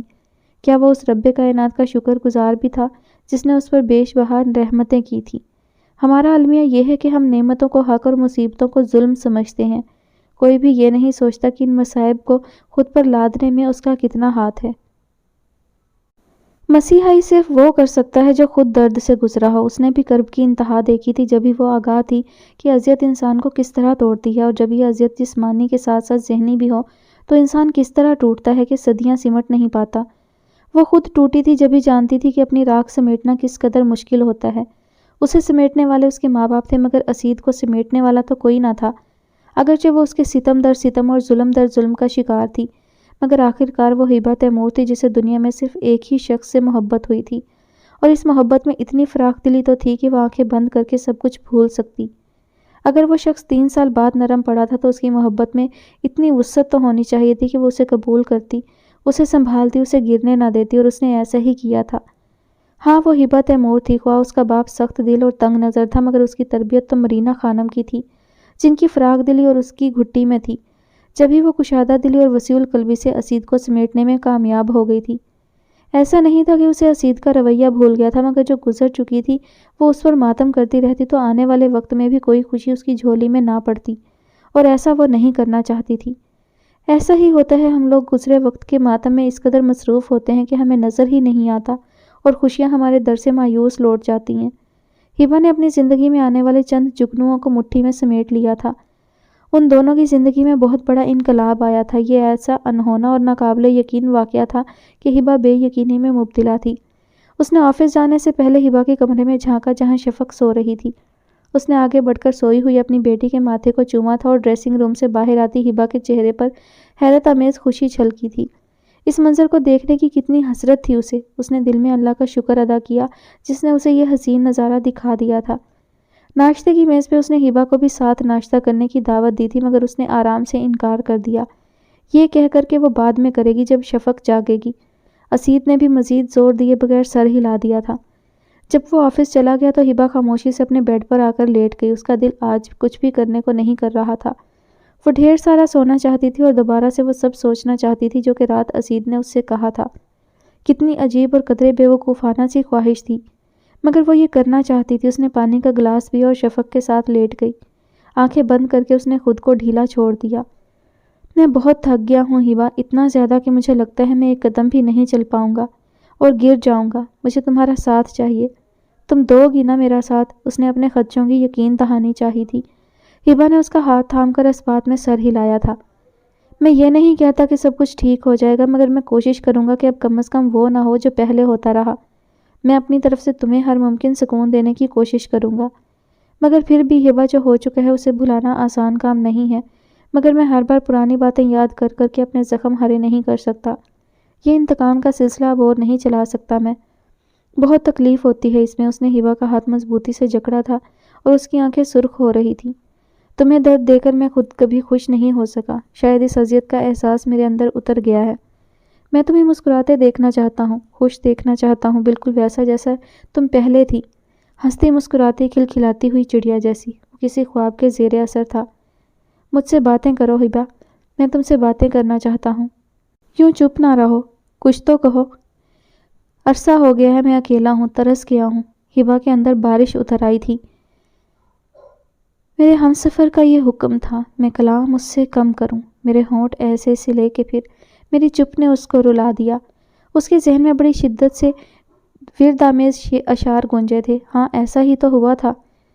اب وہ اسے بتا رہا تھا کہ کس طرح وہ پل پل مرتا رہا تھا، کیسے کیسے نہیں تڑپا تھا اپنی بیٹی کو سینے سے لگانے کے لیے، اسے اپنا کہنے کے لیے۔ ہبا بے یقینی اور خاموشی سے سنتی رہی۔ پھر اس نے نرمی سے اسید کا ہاتھ تھام کر اسے سہلایا تھا، جیسے اسے سہارا دینا چاہتی ہو۔ وقت نے اپنی رفتار بدلی تھی۔ اگر اچھے دن کے انتظار میں اس نے برا وقت دیکھا تھا تو شاید صلہ بھی ملا تھا۔